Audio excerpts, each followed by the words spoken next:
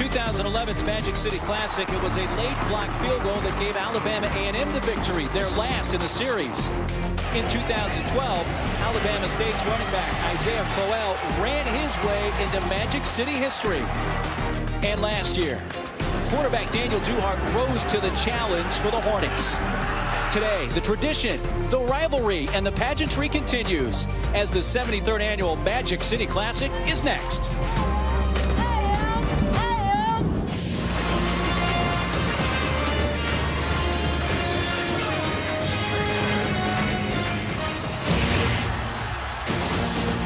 ESPN College Football Primetime presented by McDonald's, and welcome to legendary Legion Field in Birmingham, Alabama for the 73rd annual Magic City Classic between the Alabama State Hornets and the Alabama A&M Bulldogs. Just a short time ago, Alabama State head coach Reggie Barlow addressed his team. Or you can be like the Alabama State Hornets. The builder. The builder. Today's game now. Today's game is about energy. Today's game is about passion.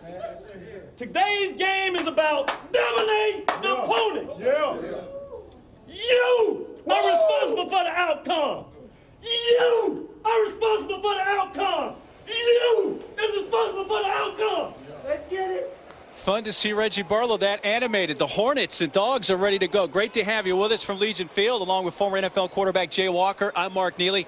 Magic City Classic. There's a party going on here in Birmingham, Jay. This game is so much more than just a football game. It doesn't get any bigger than this in HBCU or FCS football. Attendance-wise, this is a state holiday in Alabama. Everybody's excited. I'm excited. And you must call a good game. Well, Reggie Barlow's pumped. His team needs a win here. They've lost 2 in a row, started the season very well. Expect to see a healthy dose of Malcolm Cyrus running the football today. If they want to win and dominate this game like they have the ability to do, Malcolm Cyrus is one of the best running backs in all of FCS football. Total package. He can run in between the tackles. He's got speed on the perimeter. Look for them to have a heavy dose of Malcolm Cyrus, one of the finalists for the Peyton Award watch list if they want to win this game today. Well, if Alabama A&M wins, let's admit it, that would be a pretty big upset. How do they pull that upset? Well, it's still a work in progress for first-year head coach James Spady. Learning the pulse of his club. The one good thing for the Bulldogs, they're playing their best football offensively. The challenge is going to be on the defensive line. Are they strong enough up front to contain a very good and finally healthy Alabama State line? James Spady in his first season as the Bulldogs head coach. And Alabama State won the coin toss. And they will receive. So Alabama A&M to kick off to begin this game from Birmingham on an absolutely gorgeous day. I'm going to steal a line here, Jay, from Game Day. Chris Fowler earlier at Game Day at LSU described Baton Rouge as an exercise in excess. I think we've got that going on and more here. Oh, and as the game progresses, we've got some cuts where we'll show you everything that's taking place outside the stadium before the game, before the week started. This is a phenomenal event when you talk about the overall pageantry of collegiate football. We will be tailgating with Jay a little bit later, we promise you. Freshman Cesar Diaz-Ramon to kick off for Alabama A&M with DeMario Bell back deep for Alabama State. And Bell from 6 yards deep is going to bring it out. 15-20, finds a crease. Upended at the 40-yard line. And who got him? The kicker, Cesar Diaz-Ramon. 46-yard return, and we're off and running in Birmingham. Just middle wedge, and DeMario Bell's such a good athlete. You want him to make plays, even though that's 7 yards deep into the end zone. When he's on the field, quite possibly the best player there. He's just a junior. He has NFL talent, and he's a game-changing wide receiver. Daniel Duhart, redshirt junior out of Macon, Georgia. 6 TDs on the season, 4 picks. Here comes Khalid Thomas around the right side, and he goes for 10 or 11. Quickly into A&M territory, brought down by linebacker Darren Graham. You saw last year that Daniel Duhart was named the player of the game in last year's Classic. I don't know if they're going to need his right arm as much in this football game. They're going to need the running back committee led by Malcolm Cyrus and Khalid Thomas. First carry for Cyrus straight ahead inside the A&M 45-yard line. He picks up about 4. Cyrus comes in averaging 6.3 yards per carry, 5 rushing touchdowns on the season, and the word you always hear with him is grit. Such a tough player. This time trying to stretch it out, but cuts it back, and not much there. A host of A&M defenders, including tackle Anthony Lanier, bringing him down. And that's not an exciting play there, but that's the play that Alabama State has to have. You have to just force your will on Alabama A&M. Very undersized defensive line with the 3-man front. You have to force feed it and wear down the speedy defensive line for Alabama A&M. Hornets facing a 3rd down and 7 on the 45 of A&M. Low snap. Duhart handles it. He throws and caught. Looks like Gamble should have the first down, where that is marked at about the 37-yard line. Just the 5th catch of the year for senior Marcus Gamble. And you see Duhart, just a play action pass, half roll on the outside. Ball's just thrown a little bit low, but good job by the wide receiver going down, securing the football. Cyrus off left side to the 32. Let's take a look at our impact players when the Hornets have the football, Jay. Well, I think you just saw a glimpse of Malcolm Cyrus we talked about, but DeMario Bell, he's the one that forces the defense to acknowledge where he is. You must double cover him.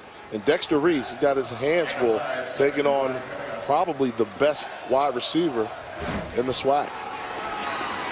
Running left, Floyd and Cyrus across the 30 to about the 26, wrapped up by DeAndre Lewis. Malcolm Cyrus, 5'10", 180 pounds. But does he ever go down on first contact? So rarely, Jay. Very difficult to bring down, and he's got a motor that doesn't quit. Play fake, Duhart all alone, wide open is Jameer Hanna, and he'll have a first down. It'll be a 1st and goal inside the A&M 5. Catch number 11 on the season for the freshman Hanna out of Decatur, Georgia. A great play call by Fred Keiss. After Malcolm Cyrus broke off a couple of nice runs, they started to respect him. You give Daniel Duhart a read option where he can pull it, sneak the wide receiver behind him for the big play. Picked up 23, 1st and goal, keeping into the end zone, untouched. Daniel Duhart with his 5th rushing touchdown of the season, and a very early statement from the Hornets, who marched right down the field on the game's first possession. I don't know if I've seen a better team at having the scripted first plays that work for success and end up in touchdowns in Alabama State. Zone read, good job by Duhart calling his own number. But that was a team effort. Great running by Malcolm Cyrus. Great decision making by Daniel Duhart. The offensive line did their job. Impressive drive in a huge game for Alabama State. Preston Clark's point after out of the hold. If Henderson is blocked now, that is a live ball and can be turned into 2 points the other way for A&M, but play dies at about the 35-yard line, but they prevent the extra points. It had been Danny Johnson got a hand on that, but the touchdown run for Duhart. It's 6-0 ASU.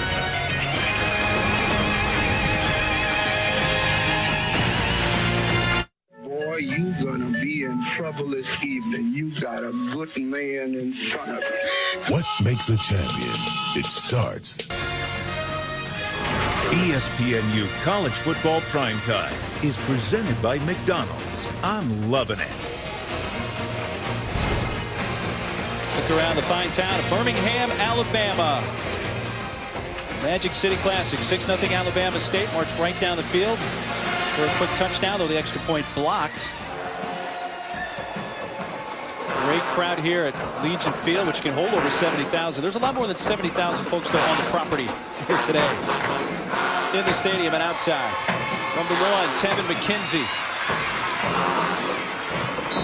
Tripped up at the 21-yard line. An 8-play drive, culminating in the 3-yard touchdown run for Daniel Duhart. And watch the job by Matthew Bates, the left tackle. He's going to make a quick block here, but what I really like, the second level block that he does that really opens up the hole for quarterback Daniel Duhart. Get by that block, slip him, get up to the second level. Look at that running lane right there, Mark. I can make it through that lane there, and you probably could too. I'll tell you what, the tight end Barnes had a nice block there as well.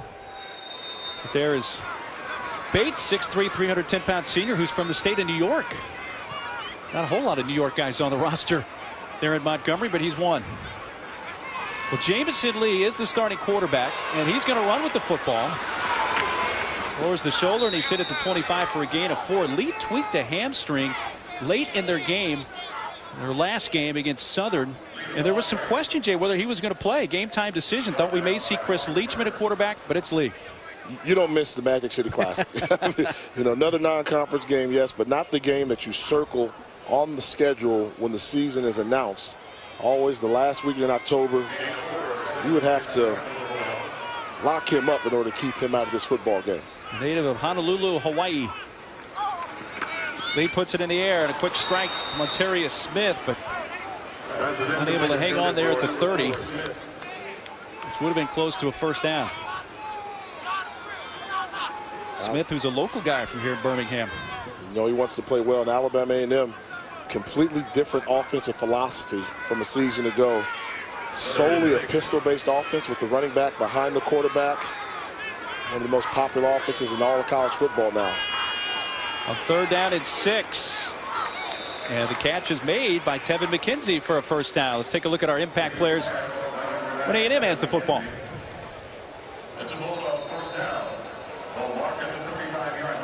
Ontarius Smith right here in Birmingham. He's got to step up. Start off with a drop ball. He's their big play wide receiver. And Courtney Berry, the captain of the linebacker corps for Alabama State. He's a good one.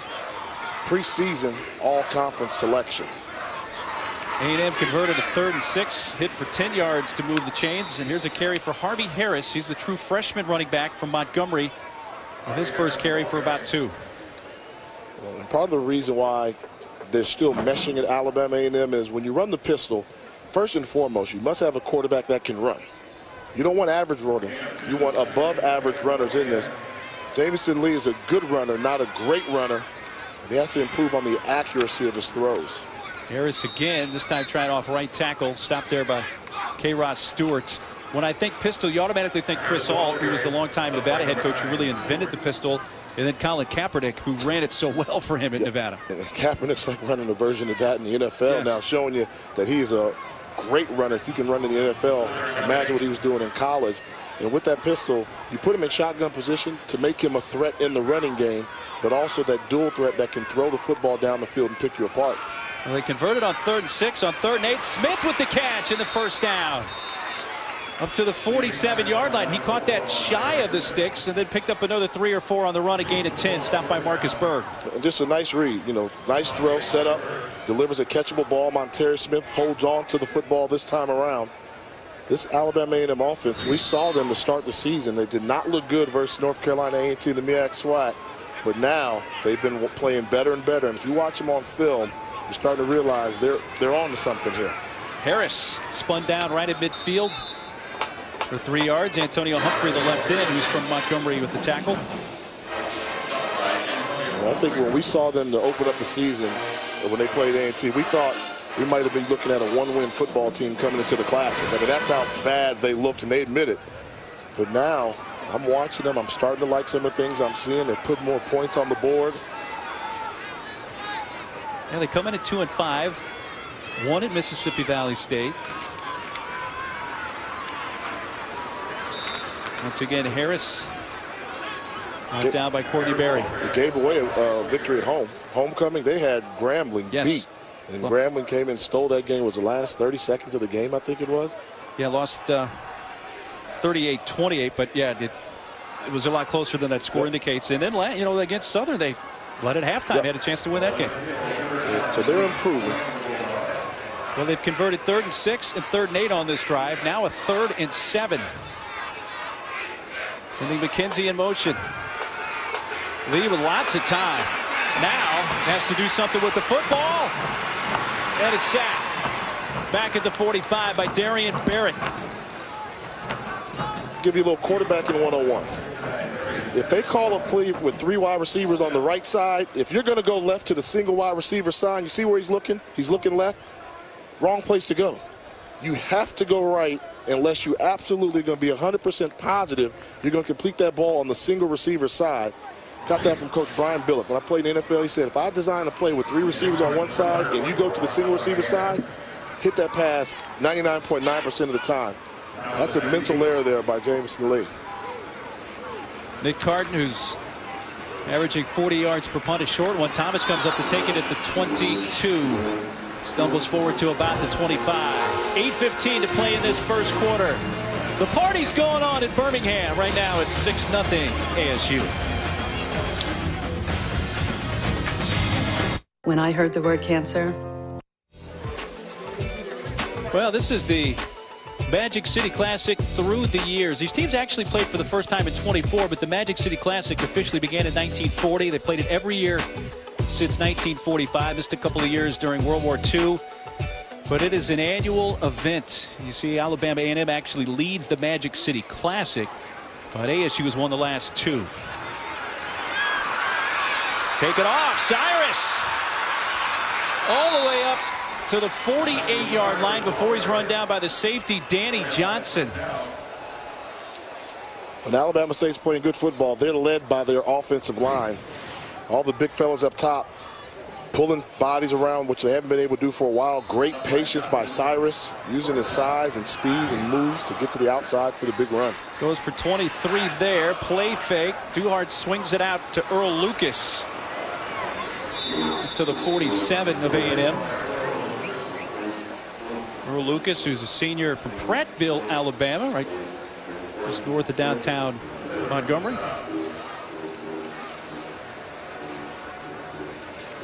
His team leading 21st catch of the season. Duhart again, a play fake. Goes to Lucas on the opposite side. Looked like, Jay, there they just called the same play to the far boundary that time. They called the same play, but it's a quarterback's decision where to go with the football. I'm giving the ball to Malcolm Cyrus. You see he's starting to feel it on that one there. Had he given the ball to Cyrus, tell me what Cyrus would have done. He's got a nice hole there. Nice. I mean, he's got a blocker. He runs right here through there. He creates something. Third down and 3. Duhart rolls out, passes again, and a first down catch. Mario Bell near the 30-yard line of A&M.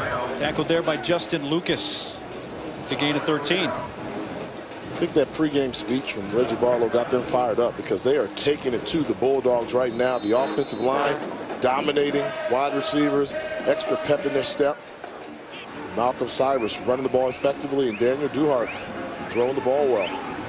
5 of 5. It's perfect on the day. 52 yards in the air.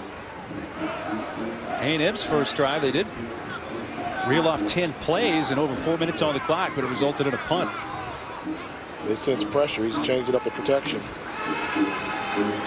Duhart caught by Archie, and he's into the end zone. Wendell Archie's first touchdown of the season, just his second catch of the year for the tight end.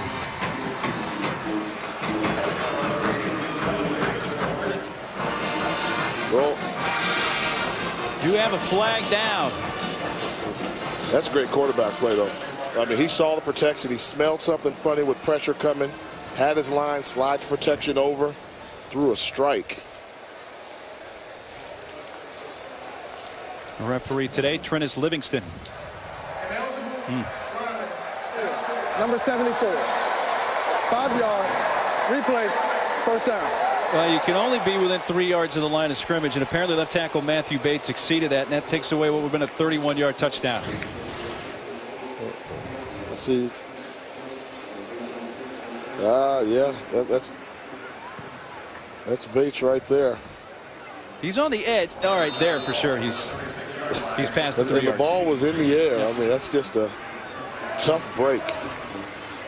First penalty of the game. Takes back a score for the Hornets. And they have a 1st and 15 back at the 36 of A&M. Send Thomas in motion. Fake the jet sweep to him. Pass underneath. Send it up to Cyrus, who breaks one tackle, but not the second and third this time. A couple of tacklers around him, including Byron Brower. One of the Brower twins, whose twin brother, or the running back for A&M, who is out right now with a broken hand. Did you see the misdirection? I want you to take a look at number 90 in red, Anthony Lanier. Where's the football? I've got it. Oh, the quarterback's got it. Going to get the quarterback. Then he gets rid of the football and comes back in there to make the play. But he went in 2 different directions on the great job of ball handling skills by Daniel Duhart.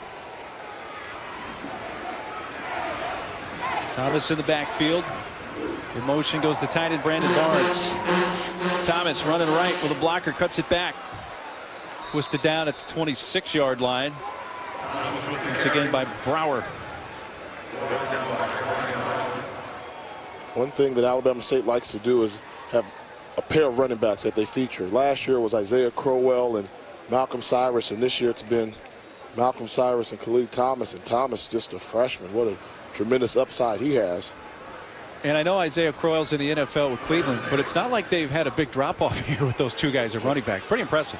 Very, very much so. Good job of coaching, but the offensive line has really been the key for this program. Duhart's going to take off with it.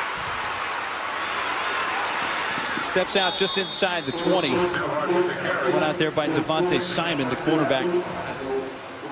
You'll see a good job of blocking on the offensive line. Take a look at Demetri Hickenbottom. Come around there, wham! That's how you seal off the edge right there. You're not going to touch my quarterback. Give him a nice running lane. As a quarterback, you hear the collision and you see you have daylight, you take off and run. Alabama State offensive line finally getting healthy again. A young fellow from Meadville, Mississippi, showing ability. That 320 may be a conservative estimate on the weight. That's towards the back pylon, incomplete. He was going after Archie, who, remember, earlier on the drive had what looked like the 31-yard touchdown that was called back on penalty. With Dexter Reese on the coverage of Archie.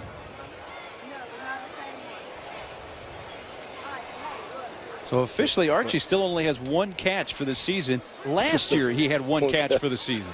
And they took a touchdown from him. Yeah. That's the worst part about it. But once again, we're at that part of the game where the offensive line's playing well for Alabama State. Start feeding them. Continue to feed them. Get away from throwing the football. Run that ball with Malcolm Cyrus. There it is. Well, he ran into his own guy, Damian Love. Devontae Simon gets credit for the tackle for A&M, but a little assist there from the left guard Love. Good tackle by Love. Love can play offense and defense. I think those are plays you have to do, and you'll continue to wear down Alabama A&M offensively. It's not the most exciting football, first down run, second down run, but it wears down your opponent. It makes it easier to score points as the longer the game goes. ASU 3 of 3 on third down so far today. Duhart, 3rd and 10, has room to the far side, throws to the end zone, broken up at the very last moment. Dexter Reese preventing Bell from picking up a TD. He missed somebody on the read. Open wide receiver on the second level throw. Take a look right there in your slot. Number 3. Watch number 3, middle of your screen. Is he open? Oh, yeah. That's open. That's open. Get it to him. Well, instead, they're going to settle for a field goal attempt from Preston Clark, who's long this year is 44. This is a 37-yard attempt off the left hash. Out of the hole to Ephraim Henderson and snapped from Marquise Lovett. Low. And no good. I don't think anybody got a hand on that. They didn't rush the kicker. They did not rush the kicker, and he just missed this one. The life of a kicker going for the kick. Don't. Oh, tough being me sometimes.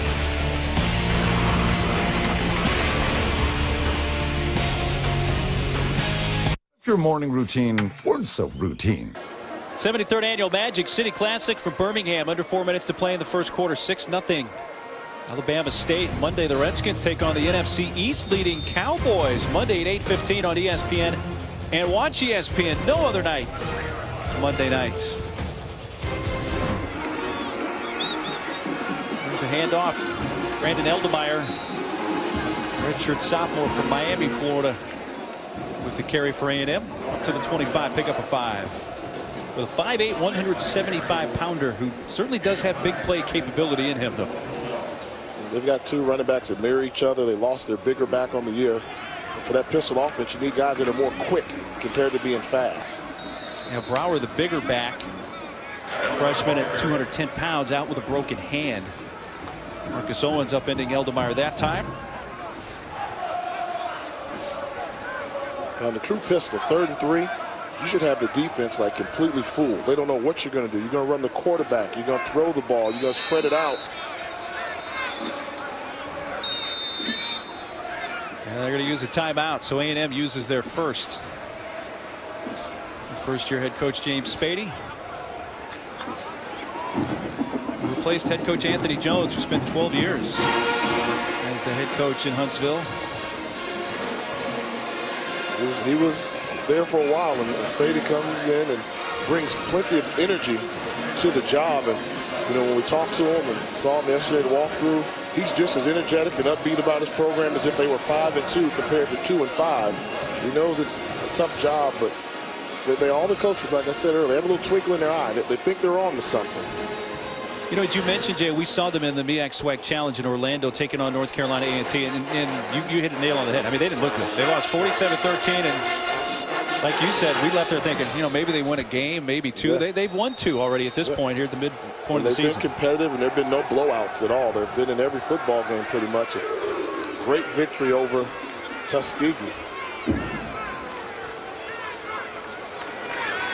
Lead play fake, and he gets swallowed up back at the 16-yard line and sacked. Number 95, Justin Mitchell, the 300-pound senior.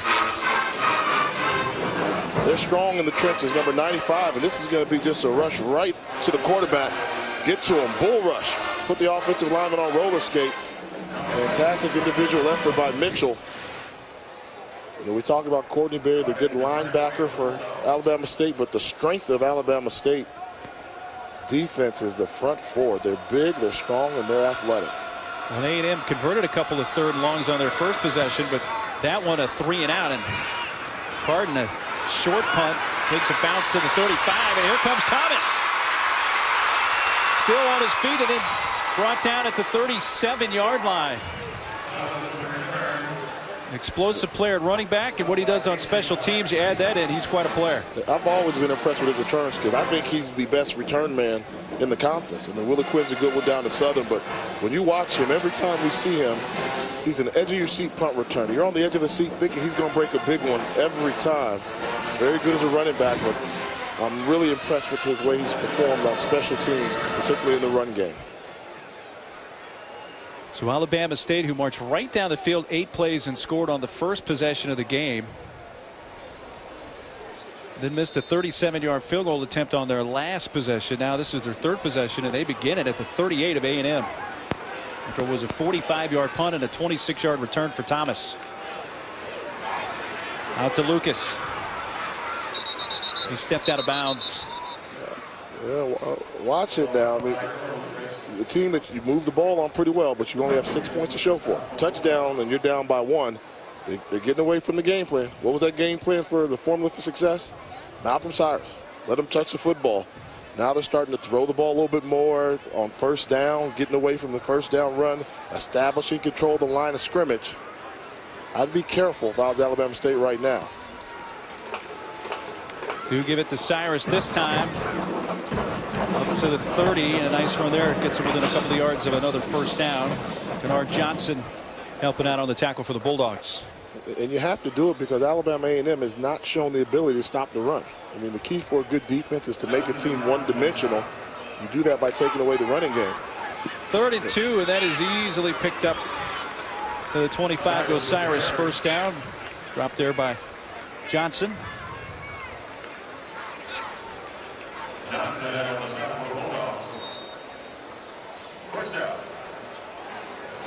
Clock rolling, just over 1:20 to go. 8th first down already for ASU. Duhart a little high at the 13 and off the hands of the tight end Barnes, with safety Danny Johnson covering him. Barnes a pretty big target too at 6'4". Got a good one, has a nice body. And that's what you want from your tight ends. You want height because you want them to run across the middle of the field where you can see them when they get behind the linebacker. Another first down pass. 2nd and 10 coming up for the Hornets. Of that. Penalty. We unfortunately couldn't hear our referee Trennis Livingston, but against Alabama State.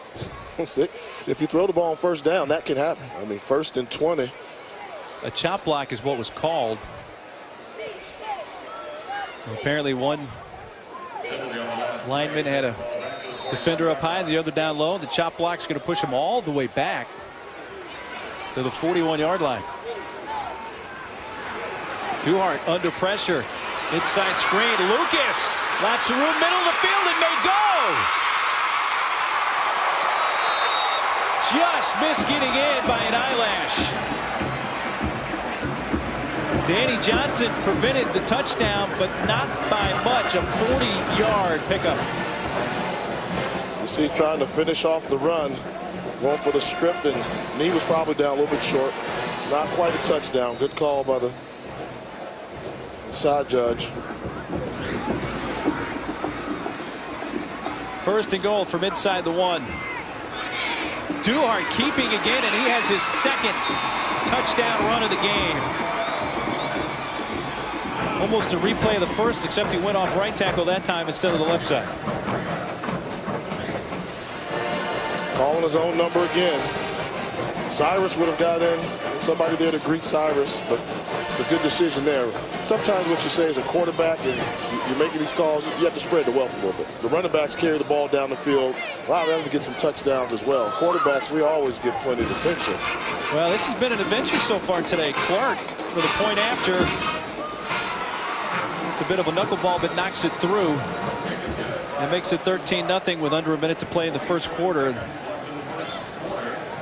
Duhart off to the fine start with a couple of touchdown runs, but what I'm sensing from my partner Jay Walker right now is Malcolm Cyrus needs a little more love right now. Give Malcolm Cyrus some love right there. You don't have to throw the ball on first down. Let him establish. But let's go back to that big screen play.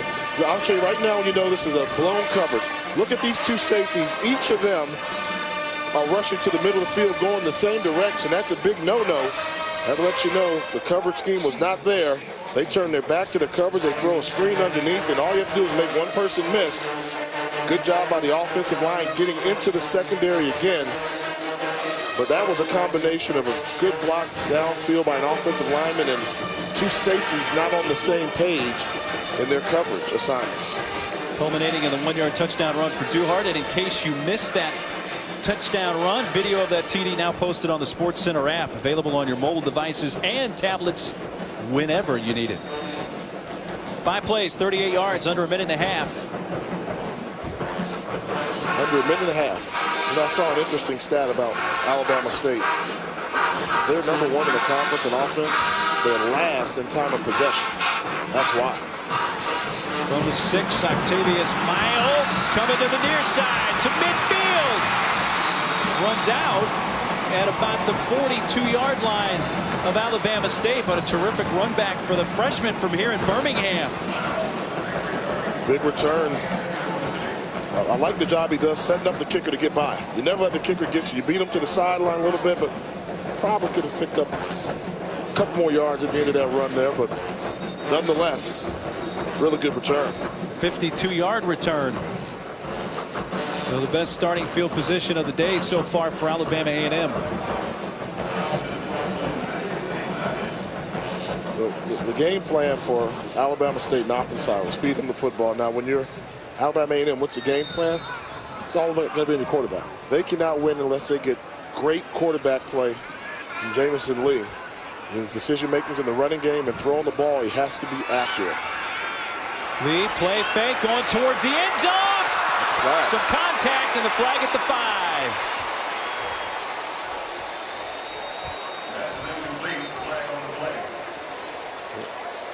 And with the accuracy of the throw, you give the receiver an opportunity to make a play on the ball and force the official to call the pass interference. Gilbert called for the pass interference with Odarius Williams, the intended receiver. I was nervous that the ball was sailing, that it might have been a little bit high, but I think it was close enough in the vicinity where that should be pass interference. Because right when he was going to jump to leave his feet, the defensive back held him down. It'll be a 15-yard penalty.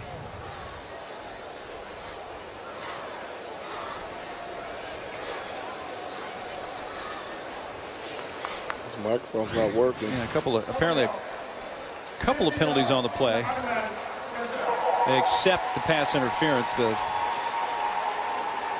15-yard penalty that will move it up to the 27. There's also a personal foul on the play. So they declined the. Well, either way, you're going to have a 15-yard penalty and a first down, so it doesn't really matter which one you accept there.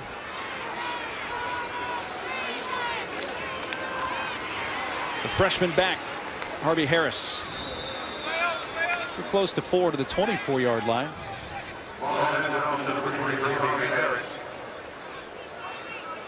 Alabama State has the only points here in the first quarter.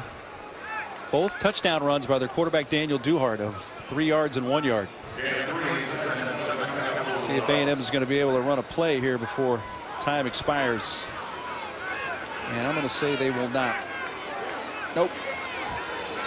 That takes us to the end of the first quarter. Alabama State leading Alabama A&M 13-0 in this Magic City Classic. And hey, Jay, I love your 5 when it comes to grilling. Give me 5. We're talking about grilling here in the Magic City Classic. This has been my grill. I like my contender. It's adequate, shapely, has charcoal, tastes the same. You don't have to knock my grill. I'm trying the best I can. I'm from out of town. Let's see if we can find some better grills up. Every style of grill you want is here at the Magic City Classic. Now you see me, but you see the food down there. And now you see me again. Now this is how you ride in style at the Magic City Classic. You ready to go, Newt? You ready to go? On the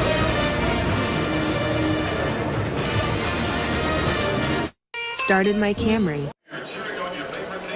Begin the second quarter from the Magic City Classic in Birmingham. 13-0 Alabama State leading Alabama A&M. This was great going to the break. You know what I loved? And I don't get to use the telestrator very often. I'm going to use it right here. The dice in the mirror. That's awesome. Are you going to clear the telly, Mark? Yeah, I'll clear it.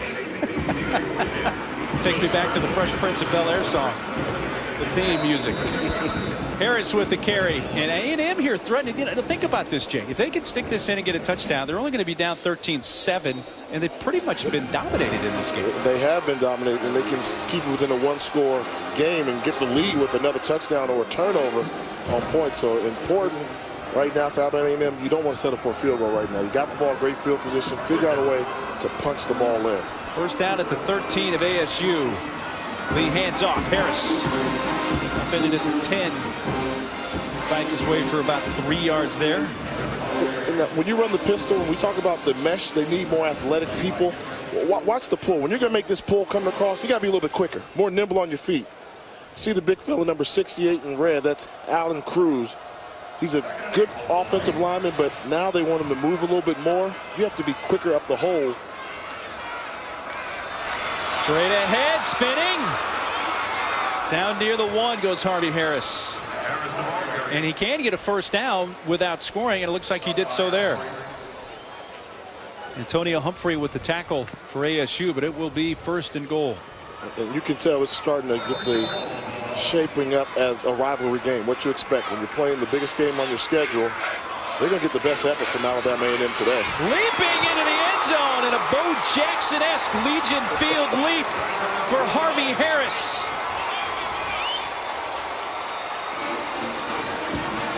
Touchdown A&M. You talk about going up and over the top. He might have got more height than Bo Jackson. Look at the leap. You talk about a rivalry game. Sacrifice your body. Do whatever it takes to win this football game. That's what you must do in rivalry football contests. A&M on the board.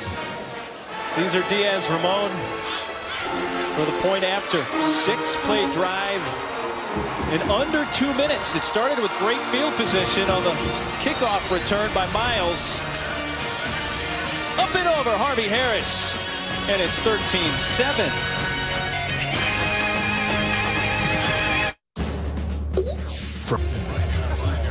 I got to tell you something, Jay Walker. I am going to leave Birmingham having tacked on maybe 10 pounds here in about 2 or 3 days because the food like this is just out of this world. I'll tell you, 2 words. Pace yourself. You have to learn. Just take a bite, then pull away. Because somebody's going to offer you another bite later. So you have to pace yourself. Taste it all. I'm just happy you didn't say 3 words. Pace yourself. Come on now. I went to Howard University. Now, I know. I should know better. Academic institution first and foremost. Now, football team, sometimes so-so. But one thing we are, we're always academic. Got it, baby. The short one taken at the 25-yard line. And run ahead. And Andre Kinsey. Well, Jimbo Fisher's #2 Seminoles look to stay on top of the ACC against Will Gardner and the Cardinals. It's Thursday night football. The NFL countdown also 10 a.m. Eastern time. 11 a.m. Eastern on ESPN2 on Sunday.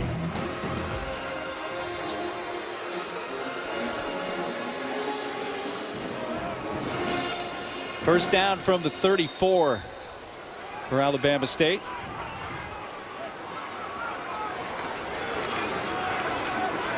Trying to find a crease, and you don't see Cyrus upended for a loss very often, but he is there by Devontae Simon.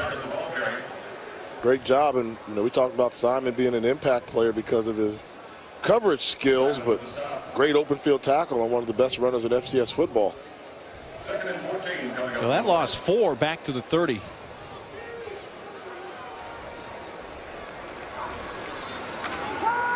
Play fake, Duhart, deflected in the air and drops incomplete. Looked like Anthony Lanier got a paw on that. He's active, and I showed him earlier following the misdirection, but still coming in and making the tackle. They put him at a defensive end position from a 3-4. If you can't get to the quarterback, leave your feet. And you saw him do a good job of setting his feet in order to leap. That was by design. That's how you teach him. Looked like he got a bicep and then a face mask on that. Hit him kind of low. Duhart going deep for Hannah. Late flag, and there was late contact. Simon really didn't even need to make contact with Hannah because there's no way he was going to catch that football. Yeah, that was a poorly thrown ball, and that should be the one where that's not catchable. I mean, this was thrown 15 yards downfield. Good arm strength, but the feet really got tangled. That ball was 10 yards downfield. Defense, pass interference, #8, 15 yards from the previous spot, automatic, first down. And even on the second look there, Jay, there didn't even appear to be as much contact as I thought as there was initially either. Yeah, I mean, we thought he was trying to grab, but he went down. That's just a tough break there. 2, one, it's not a catchable ball. I mean, that ball clearly wasn't catchable when it left his hand. And the second one really wasn't pass interference. That was just incidental contact, the feet colliding. Cyrus wrapped up by Byron Brower.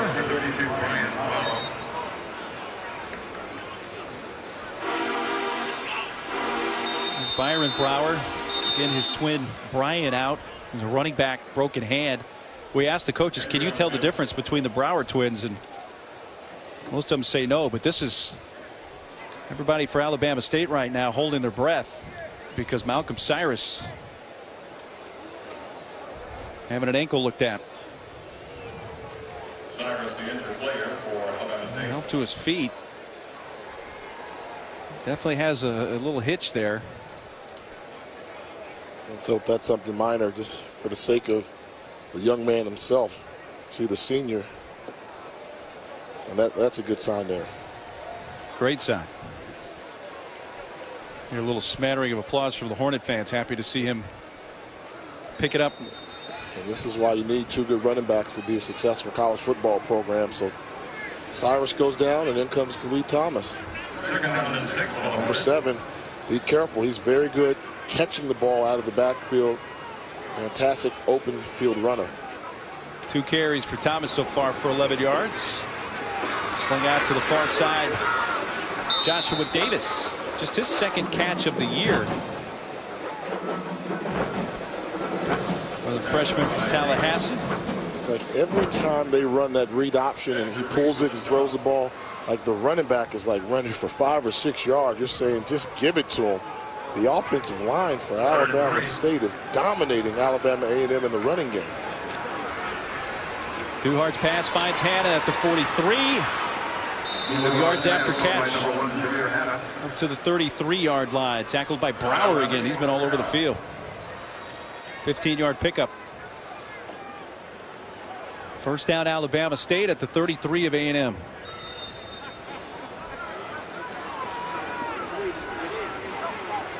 Cyrus back in there now, does not get the carry, and the pass out to Nehemiah Henry.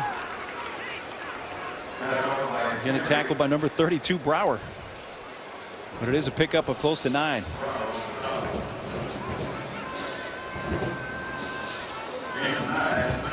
The second and short, and opened the playbook here for Alabama State.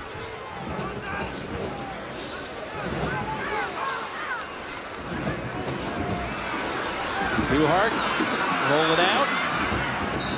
And everything you've been talking about earlier, if he hands that off to Cyrus, that's a first down plus. If they hand it off and run the football, I mean, the holes are gaping.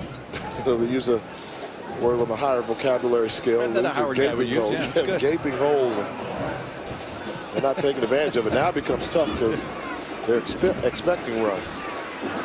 And Cyrus falling forward's going to be close, but he actually may be a tad short where it looks like that spot is going to come down. Yeah, they called up a run blitz. Good job by defensive coordinator Reggie Johnson, bringing pressure from the outside. They knew they were going to run the football. So you're going to see him come from the backside once again. That's Anthony Lanier making another play as well. You know, fourth down, going to go for it. Looks like there was some movements. Takes a shot towards the end zone. It's intercepted. This was a free play. Johnson with the pick, but it's going to come back. It should be a first down via penalty. Is there a flag? Well, I don't see a flag on the field, but the way Alabama State's offensive line reacted, they thought there was a flag, so I assumed there was a flag, and apparently there isn't one, and that is a pick for Danny Johnson.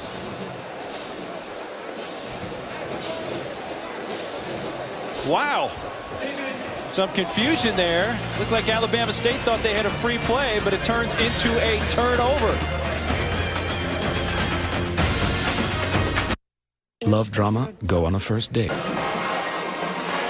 6-point lead for Alabama State. That last play, Jay, let's go back and take a look at it. It looked like Alabama State thought that A&M was offsides, but a good call. They were not. Yeah, you take a look here. Good job by the lineman. He's already a yard and a half off, and when he jumps right there, take a look. He's still a good yard behind the line of scrimmage. That is not in the neutral zone. The officials got it right. Alabama State thought that he was, anticipated that. Duhart throws an interception on what he thought was a free play. It turned out to be a turnover on downs. Instead, Duhart picked off for the 5th time this year. Brandon Eldemeyer with the A&M carry up to the 26.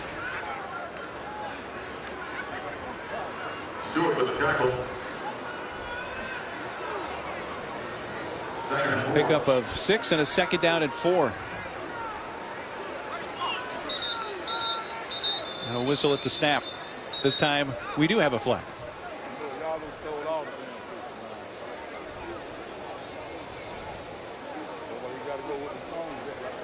Prior to the snap, false start, 78, offense, 5 yards, remain, second down. Malcolm Johnson, the right tackle, moving early, so they give 5 yards right back. And it'll be second down and 9. You know, one thing Alabama State does on defense, when they try to force tempo, they bring pressure. That last snap, they had the cornerbacks up playing man-to-man coverage. This is almost a daring you to throw the football type of look right now. Man-to-man across the board, trying to stack the box, forcing you to pass. He hands it off to Eldemeyer. Able to advance to near the 25 for a gain of about 5. Elijah Bright, free safety with the stop for the Hornets, but Eldemeyer apparently lost the helmet, so he has to come off the field for a play, and it's going to be a 3rd down play. Big 3rd down right now, but when teams start doing that, you have to be able to counteract that. So the mindset of the Hornets defensively is, we're going to make Jamison Lee throw the football to beat us. We're not going to allow the quarterback runs or the running back runs to be the ones that hurt us. 4 wideouts, 2 to each side. Hornets blitzing off the edge and incomplete. Would have been a first down had he hung on, but off the hands of Calais Robertson. You know, and coaches always say, get your head around. When you come out of the break, get your head around. Take a look and let's see right here in the bottom of your screen. Let's see if he gets his head around. When he runs a route, it's kind of a lazy turn of the head. You have to snap that head around and anticipate the football. See, once you get here, snap it. He wasted a step, yard and a half, not getting his head around the football. It's like it snuck up on him. That's when the timing's not there in the passing game. So a second 3 and out for the A&M offense. Carden's punt. And the left-footed punter At the 40-yard line, immediately wrapped up is Khalid Thomas, but there is a penalty flag.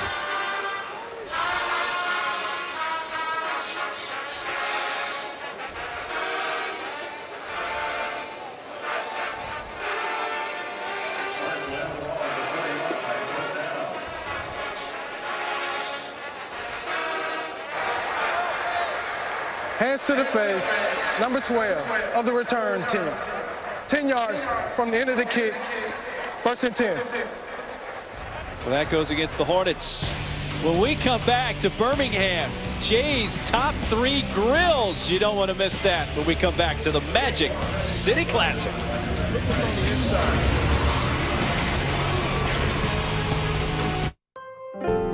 When I daydream, I don't think about PowerPoint charts. I daydream about football. It's such a beautiful game. It's this massive array of strategy, competitiveness. They have so many different styles of pits down here. This is the barbecue pit that just won't end. It keeps going and going and going and going. I wonder why. Look what's on the inside. Half of a hull. You get style points when it comes to barbecuing. I like the double barrel action with the dual vents. Now my man Carlson said this food is so good, he's got a lock on the recipe. Show me what you got inside here, Carlson.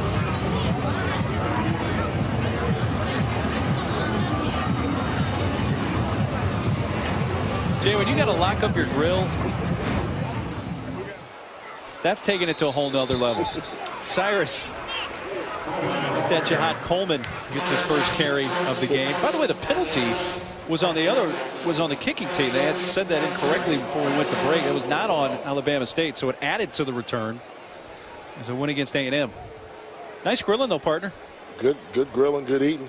Do you know why he has to put the lock on the grill? Because people like you and me come by and eat off of it without asking. It's that, but also, I'm a little bit of a barbecue connoisseur.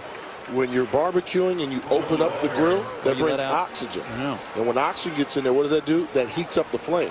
See, people think that if you want your grill to get hot, you close the lid. No, you don't do that.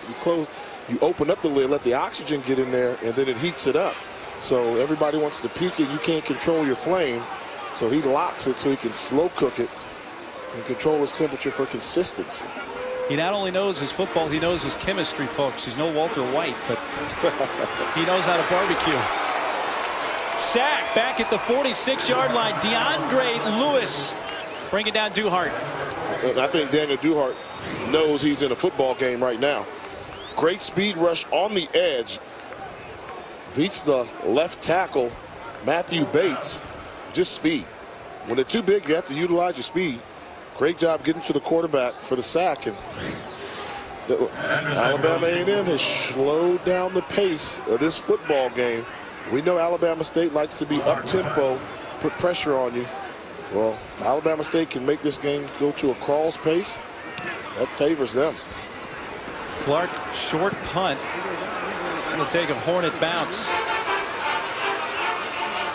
inside the 10-yard line.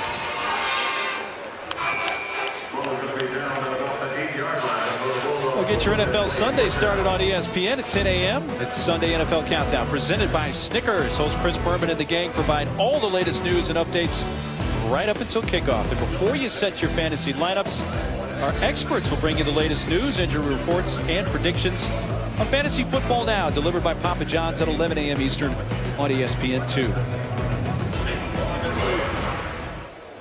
A&M's first 4 possessions, 3 out of the 4 have been punts, but the 1 touchdown was really helped out by Miles' 52-yard kickoff return, set up the Harvey Harris 2-yard touchdown jump and plunge. And Harris with the carry here. Despite all of the offensive futility that they've had, they're just a big play away from leading this football game. Where if you compare the numbers, Alabama State has moved the ball consistently, but they have clearly left points on the field, not on the scoreboard. Yeah, that punt moments ago was their first punt of the game for the Hornets. Harris again, and he's bottled up maybe another yard. And a 3rd and long upcoming And that's a battle that Alabama A&M, I don't know if they're ever going to win that battle, trying to control the line of scrimmage in the running game. They need to attack the perimeter with their run. Now, 3rd and 8, quarterback that's mobile, 3 wide receiver look. You may want to move that pocket a little bit, give him a run pass option, simplify the read.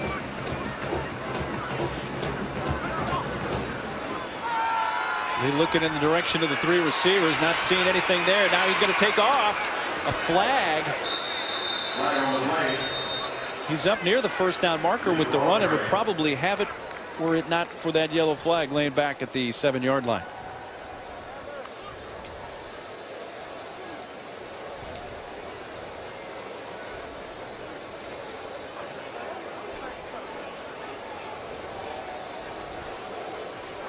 Personal foul, face mask, offense 62, half the distance, replay, 3rd down. And left guard Akeem Samuels, who's a freshman from Miami. A personal foul on a 3rd and 8 is going to look even uglier now, all the way back to their own 5. Hey, Coach Bay, that's animated. Intensity on the sideline. Half the distance to the goal, so it cost them 6 yards, but it's a 3rd and 12 from their 5. The hands off to Harris at the goal line. Cuts it back. Still going and adds the first down. All the way up to the 27-yard line. He took that handoff at the goal line and picks up the 3rd down and 21-yard run. A great balance by Harris, just a freshman. He's had a fantastic game thus far. In the open field, set up the blockers. Nice spin move with your balance. Keep the legs going, pick up the first down. That was a huge 3rd down conversion for Alabama A&M. Keeps them from punting out of their own end zone. And this is Eldemeyer in now with the run up to the 34. Let's set the stage why that was so huge. If he does not pick that up, they have to punt the ball. Alabama State gets the ball in short field position. They score and go up 20-7 going into the half. That could be tough. At the very least now, you think we get 1 or 2 more first downs, we punt the ball, we control the battlefield position, and we can go into halftime if we don't score, only down by 6. Boy, Eldemeyer and Lee, confusion there. They're fortunate that Lee didn't lose the football. Tackled at the 31 by Hiram Frederick. Some miscommunication for sure. Looked like Lee lost his shoe.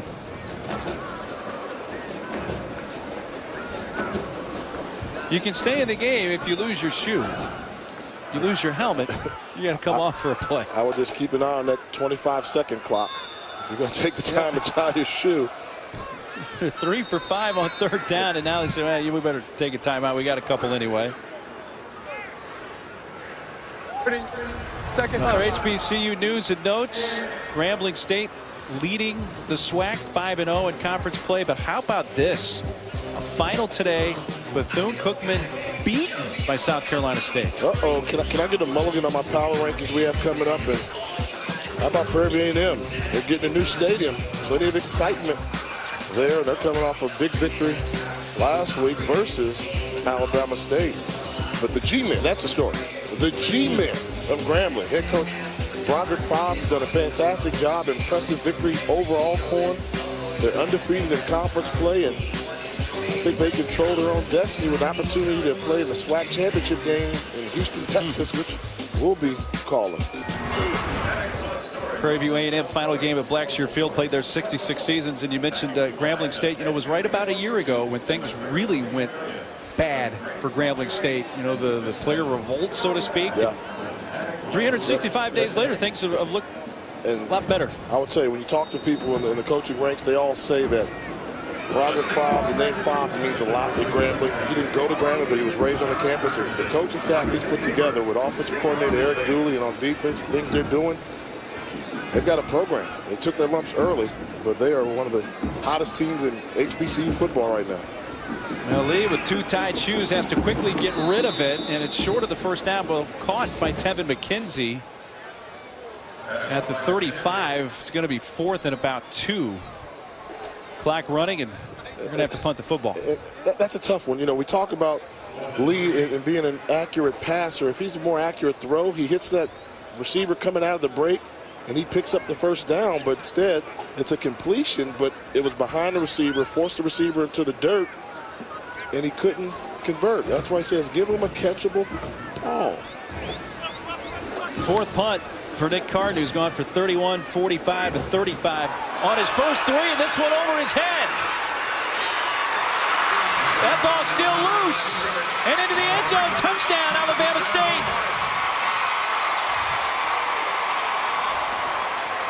Tough to tell who actually came up with the football. May have been Bell, but the bad snap went over the head of the punter, Nick Carden, and it turns into 6 for the Hornets. If you're going to try and pull an upset, you can't have plays like this. You must dominate on special teams, not have your special teams hamper you. Bell made the tackle that forced the fumble. Then he was able to recover the fumble along with an entourage and get into the end zone. I told you DeMario Bell's an impact player, Mark. Sometimes you'll realize I know what I'm talking about. I'll give you the benefit of the doubt. Did the punter have possession, and was he down? Well, the only question, it happened really fast. And I think they need to take a look at that, and they will. Our replay guys, Ken Dollar, Ron Gilbert. And I think the question is, previous play is under review. Score. Touchdown. You know, did Carden, as he goes back to get the football, does he gather it up, and is he down right there, and then the ball comes back out? He may not have had the football. Have to take a look at that angle. I think he was carrying the ball in one hand.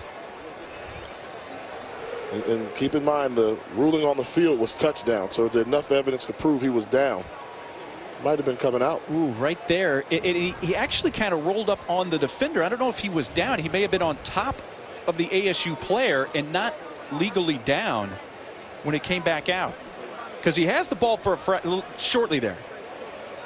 Ooh. I think that's such a bang-bang play. Be hard to overturn it, possibly. That may have been the best look, I think, what we just saw right there from that angle.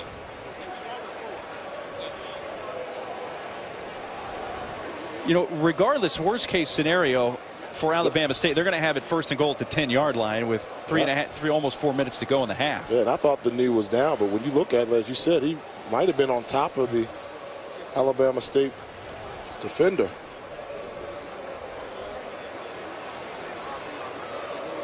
It happened so quick. The ball spins out. He's down quickly, but he's on top of the defender. I don't know if there's enough to overturn this. Do you think, Jay? And I think because there's questions, if there's any question at all, then you have to let the call on the field stand. And I think there's enough there to be subjective to say not enough to overturn it. Coach Spady, Mom always said it'd be days like this. You're going to take your lumps early on in this first half. And when you look at Reggie Barlow there, you know what he is? The longest tenured coach in the SWAC. Ruling on the field is confirmed. Touchdown. So it actually does use the terminology confirmed. The punter, Carden, was not down with possession of the football. So touchdown for Bell. It is a 19-7 Alabama State lead. Pinning the point after here for Preston Clark, who has had one blocked so far today after their first score.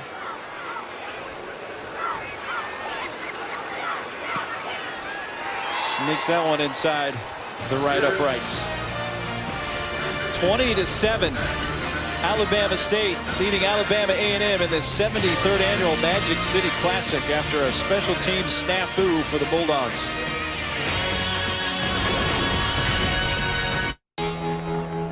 Cheer for the stumbles. Game in almost 2 years. Yeah, and to be the man, you have to beat the man. So we agree with those teams. I think the way it's shaping up, it's the 3 undefeated teams, and then it becomes which of the 1-loss teams do you like best? Miles had a 52-yard return last time. Did he pick 3 SEC teams? Hey, we're in Alabama. I mean, a little populist pick. Be careful now. You know, some people are going to question why you pick Auburn. That's very true. But, of course, this week we get our first look at what the committee's thinking. Yes. Tough job for them, too. But I think the first 3 are pretty simple. The unanimous teams that are undefeated. But which 1-loss team is there? I mean, Notre Dame in the losing effort looked really good. They did. Just the timing of their loss just happened to be a week before all this came out. I mean, Oregon's gotten over with their loss. Baylor, a week ago, Baylor would have been the team everybody put there. Jamison Lee, 3 of 6 today through the air, 26 yards. So not much has happened through the air for A&M here in this first half.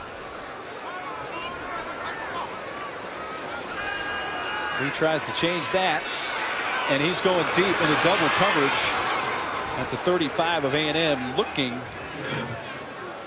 for his big tight end Jonathan Dorsey. To take what they give you. I want you to see something here. Watch the running lane that is going to be established for Lee to run through right here. Take a look at this. Great protection. You see it, he's going to go. Look at all that daylight. Right up the hash mark. 20, 30-yard gain. Easy. Locked in on a receiver that was double covered instead. Lee fires a strike, and his man had some room. O'Darius Williams. First down to the 45-yard line. 26-yard pickup. Nice pocket. Good job of picking up the rush. He steps into his throw, hits the receiver in stride this time, allowing the receiver to get those run after catch yards or yards after the catch. Gilbert, who made the tackle for Alabama State, a little slow getting up, but he goes to the sideline. No doubt, though, best throw of the day from Jamison Lee, who again was a game-time decision with a hamstring that occurred in last week's game. Thought we may see Chris Leachman, who actually has been warming up a time or two on the sideline, but has not played so far for A&M. Finds an open man again at the 42 of Alabama State. Again, that's O'Darius Williams. Back-to-back catches for the redshirt freshman from Montgomery. 12-yard gain. Nice pickup. He's recognizing the soft coverage. And we know once you start completing a couple passes on Alabama State, they're going to blitz you. Look out. I wouldn't be surprised if you saw Alabama State bring some pressure now with defensive coordinator Ramsey. Here they come. But well read. Eldemeyer breaks a couple of tackles before he's slung down at the 25-yard line. Deontay Ponder and Selma Torbert the tackle, but a 19-yard gain. They knew the tendencies. They knew the pressure was coming. What's a nice little draw? Those work against blitzes. If you can find a crease, and this is just a great effort by Eldemeyer at the end, turning Courtney Berry around like a top on that play. Definitely down before that ball popped out. First down from the 24 of the Hornets. Lee in the air again, but even though Williams has his third catch on this drive, stopped at the 20. They earned a little bit of respect from Ramsey, the defensive coordinator for Alabama State. If you hurt him with a blitz, then they tend to call off the dogs and get a little bit more conservative in their defensive play calling. So now you can anticipate seeing some type of zone coverage from Alabama State. Here comes the blitz. Towards the end zone, adjustment incomplete. Looking for Montarius Smith, who got spun around a time or two there inside the 5, but really not a catchable football. Yep. You have to give him a play. Man-to-man coverage on the blitz. When you have it protected as a quarterback, that's your best friend. Then you become the aggressive person. If defensive get aggressive and want to blitz, if you can block it and protect it, you know you have one-on-one coverage. You find your best receiver, give him a ball, and you hurt defenses and make them pay. Lee had 26 passing yards in the game coming into this drive. He has 42 passing yards on this drive alone. That's incomplete for Williams at the 12. That's incomplete. Deontay Ponder with the coverage.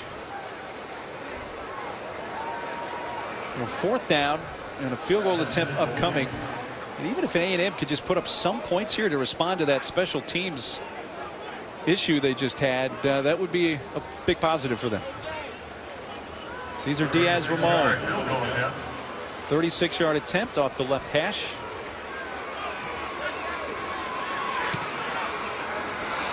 Wide left.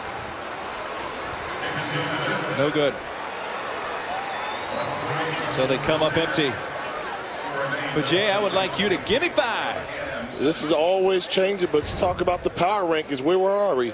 Texas Southern on the ball. They need to have a quality win. I'm yet to see them get a quality win. Norfolk State, that defense we saw is good enough to win a championship. Morgan State, they're getting it done. Number 5. Number 4, Alcorn State. They look like they're one of the best teams. They're still recovering. Number 3, North Carolina A&T. They figured out how to play without Quayshawn Quick, their quarterback, their young freshman is emerging. Number 2 is Grambling State. We talked about the G-men, the number 1 team in the SWAC right now. Number 1 for now, but they're going to change because they got beat by South Carolina State. Bethune-Cookman upset by the Bulldogs. So do the Bulldogs of South Carolina State find your way onto that list now? You know, I dropped them from even being on the bubble. I was like, they're not on the bubble because they haven't showed me anything. They did today, I guess. But they did today with a big win, so it'll be interesting. And, you know, you like to give it to South Carolina State because they beat North Carolina A&T, and I've got A&T up there a little bit higher, but they beat A&T with a quarterback making his first career start.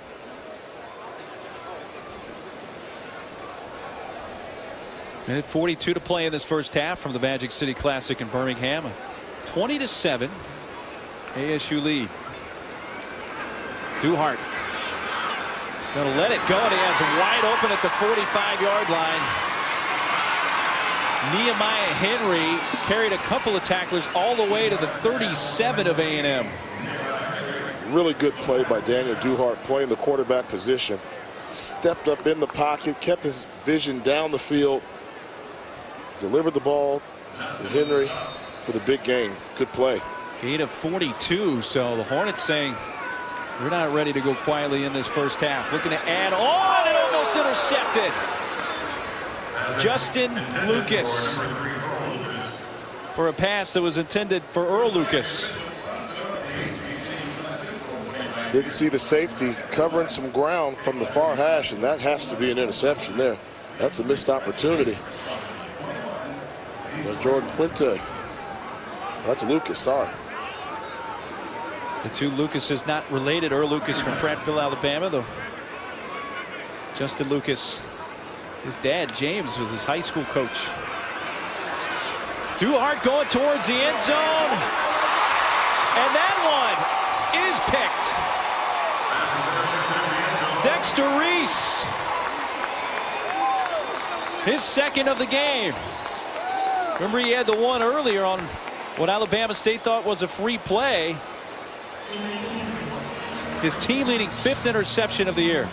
They needed this, and watch the job he does of bodying off the receiver. It's a little bit of contact, not allowing him to jump. He stays topside on the receiver, gives him a little shrug, and goes to get the ball. When the ball's in the air, if you're on defense, you're entitled to go after the football. Good job of playing man-to-man coverage, staying on that topside shoulder, coming away with the interception. So 2 picks today for Reese. It stops the Hornets drive with 1:14 to go.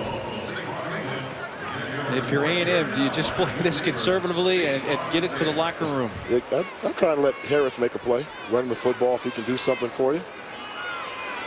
Well, he's tackled for a loss this time. And now I take it to the locker room. Roderick Henderson, the 350-pounder out of Murphy High School in Montgomery. So Alabama State's going to use a timeout. They all 3 left here. So they're thinking, hey, A&M, if you're going to try to run out the clock, we're going to at least make you punt the ball after what happened last time. Alabama State. Yep, and with the punt, make them punt the ball, see if they can deliver the snap to the punter this time and get the ball in field position and maybe steal a field goal going into the half. We know that they have a quick strike half, high-pace offense.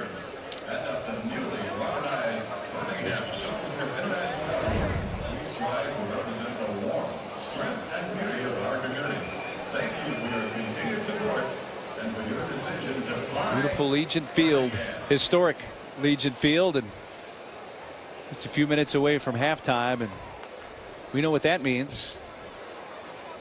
Most all the seats fill up at Legion Field because the folks that are outside that aren't already in want to come in and see the bands. Look at that shot. I mean, the students have taken over the band section where the bands sit. You have kids sitting there now. Everybody comes in and everybody's walking around. There has to be 40,000 people outside the stadium right now as well. Robertson. DeAntrell Silman is the Alabama State player that lost his helmet that will have to come off with 1 minute to go. Alabama State, though, will use their second timeout. Well, the SWAC East Division.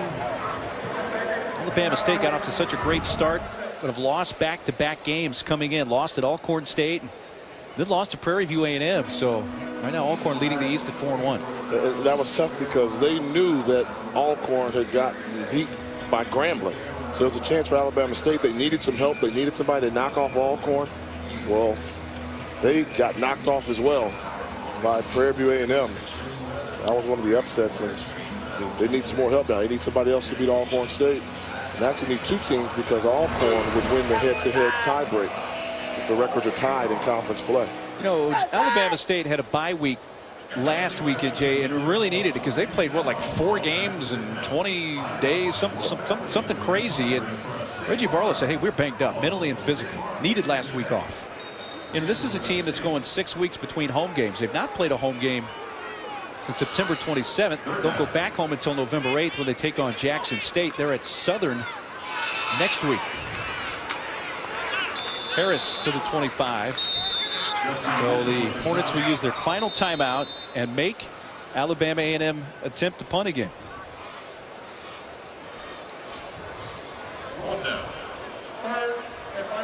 When you think about things taking place in the SWAC, we talked about Grambling. You know, I said it a couple weeks ago. You had the feeling that it was shaping up to be the Bayou Classic was going to have something riding on the line with Southern and Grambling, and nothing has changed in that aspect. And this, on the other side of the division, somebody really needs to beat Alcorn again. We need to find out if that Alcorn loss was just a one-time thing, or can Coach Jay Hobson and his boys get their act back together, get back on the winning streak.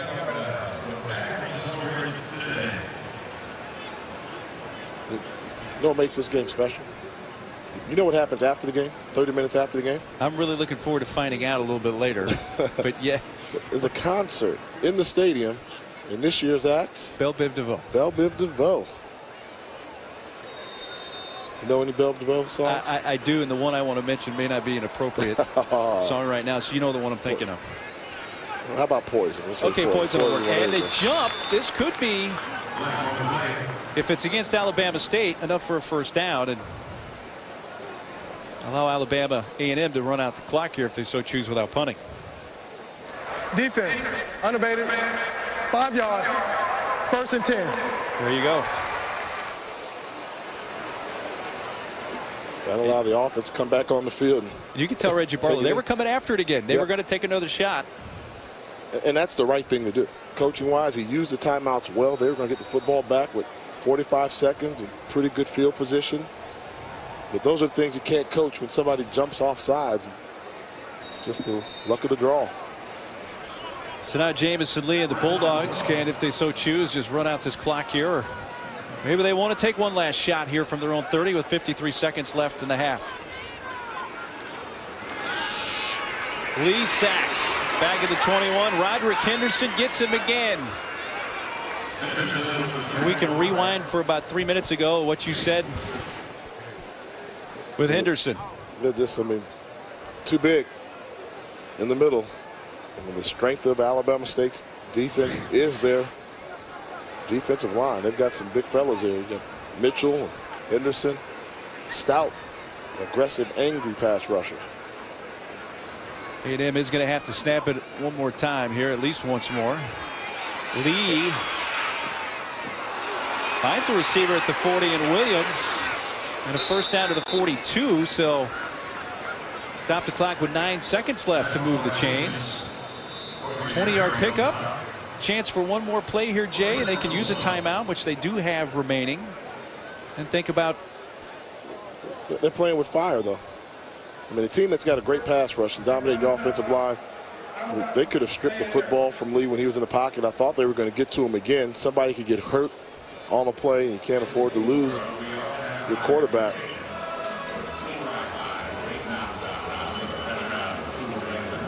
Hey, there's the guys from Belle Biv DeVoe.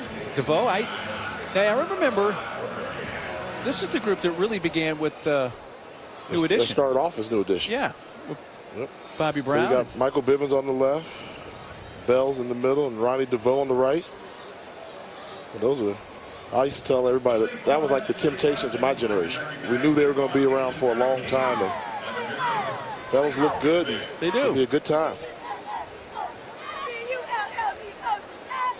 Let's see what James Spady has decided with 9 seconds left in the first half. They're going to take a deep shot. We've got 3 receivers there at the bottom of the screen. Lee rolling in that direction. Heaves it deep. And caught, but time expires. Intercepted.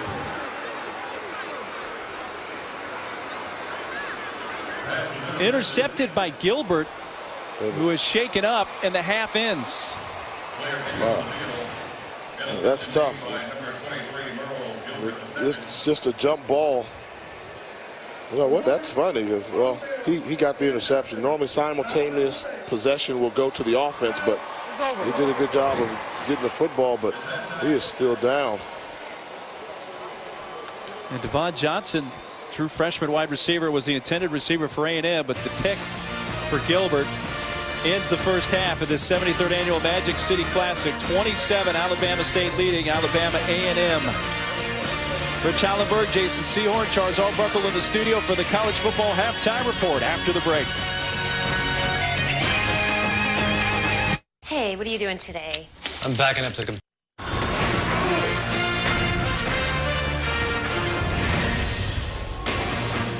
ESPN College Football Primetime presented by McDonald's. Halftime at the Magic City Classic. There is nothing like it, Jay. I guess they're becoming the infamous honeybees, but more traditional. And halftime was great. A little Bell Biv DeVoe action and all the big things that you'd expect in a big-time college football atmosphere. Alabama State leading 27. Let's take a look at our quarterback comparison. And Duhart has 164 passing yards. Lee put up some numbers primarily at the end of the half, Jay, but I think you'd like to see Duhart maybe just hand the football off a little more. Hand the football off a little bit more. The 2 interceptions that he had were both in the end zones. That's when you're taking points off the board. And for Jamison Lee, I'd like to see him just become a more accurate passer. Allow the receivers to run. You don't have to throw everything hard, and that's why he's slightly over 50%, but this is a game which I think Lee has to play well for Alabama A&M. Duhart does not. They need to get Malcolm Cyrus a little bit more involved and let him dominate the second half. A&M receiving to begin the second half. McKenzie from the 3 to the 22-yard line, where A&M will begin half number 2 here from Legion Field in Birmingham, the 73rd annual Magic City Classic. For the years that we've been doing this game, it's always a tale of 2 teams. One team comes out very flat, and the other team comes out very excited. So we have to figure out what's going to happen. It's a very long halftime. It's over 30 minutes long with all the distractions that take place. So I think if you're Alabama A&M, you cannot afford to come out in a slow start. You're down by 13, but if you don't protect the football, this game can get away from the Bulldogs in a hurry. 4 receivers in that pistol with Eldemeyer in the backfield. Lead a throw on first down, and a low throw for Devon Johnson. Incomplete.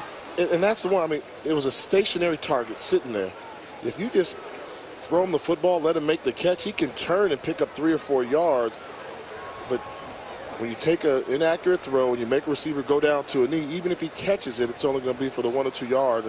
I think Lee is so caught up in arm strength that he's forgetting the number 1 thing to being a good quarterback is accuracy.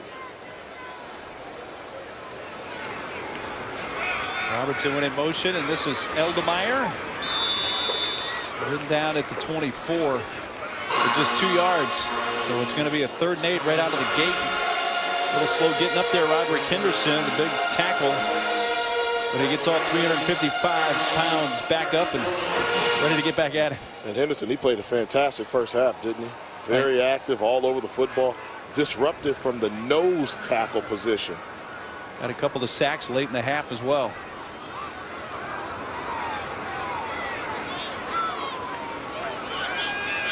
Lee better look out the blind side, and heaves it and finds a completion to Smith. And a first down to the 45-yard line. Good job by Smith. I actually thought he had run out of bounds. He's going to do a wheel route. Gets flushed out of the pocket. Good recognition. Takes a lick. Needed 8 on third down and picked up 22. First down, A&M up to the 46. Kerry Eldemeyer straight ahead. Maybe back to the line of scrimmage. Greeted by Justin Mitchell, big number 95 out of Phoenix City, Alabama. That's what makes Alabama State special. Henderson, Mitchell, Phillips, Mosley, who's had a quiet game thus far, but we know he's a fantastic player as well. They're just going to make plays. When you run the football, they're going to put a hurting on you, hold you to minimum yardage. Smith, the receiver, in the slot at the top of the screen.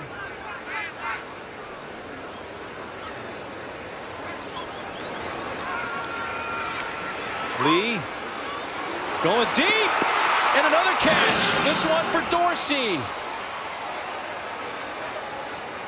And that's what you have to do as a quarterback. We mentioned in the first half, if they want to blitz and get aggressive, put protection in there, protect it, get man-to-man coverage, and find a matchup. And you see here, they protect it. They don't get to him, able to buy some time with his feet. You have one-on-one coverage in the secondary. And that was almost a touchdown if that ball was thrown a little bit more upfield. But that's how you attack a blitzing defense. 37-yard gain, first down from the 17 of ASU. Eldemeyer creaks through somehow inside the 10, down to the 6, and a late flag flies right at the point of the tackle of Eldemeyer by Bradley Street, the quarterback.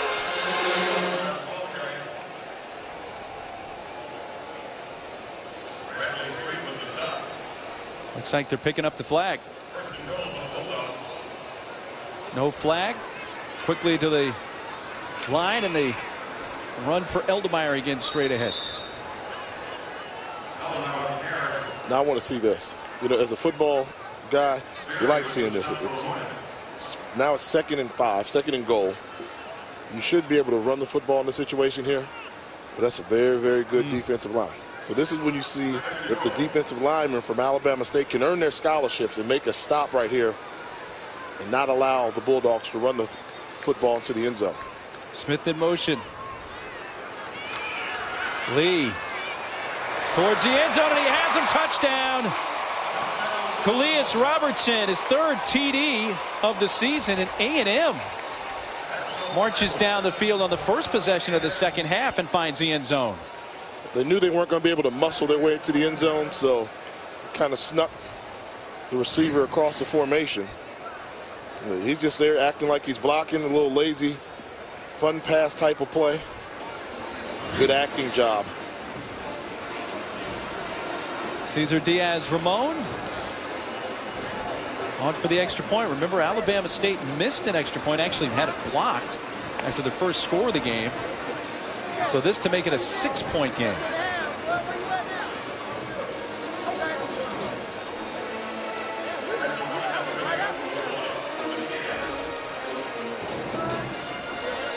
Officials still standing over the football. They're not ready to present it ready for play here for whatever reason. I assume that means that the replay booth just taking a look at it, but we didn't see anything. That was a clean catch. No penalties were down on the field.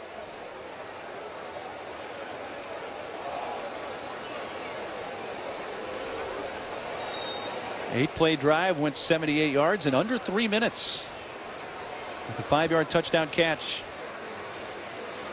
Calais Robertson. Now we're ready for the point after, and this is a 6-point game.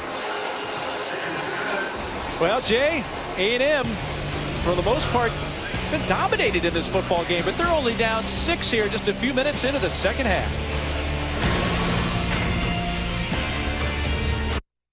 Huskers Esurance, backed by Allstate. Click or call. Now we're talking. That's in your mouth, not in your hand. Watch it. Watch it. I'm going to go out and find the best piece of barbecue I can. Come on.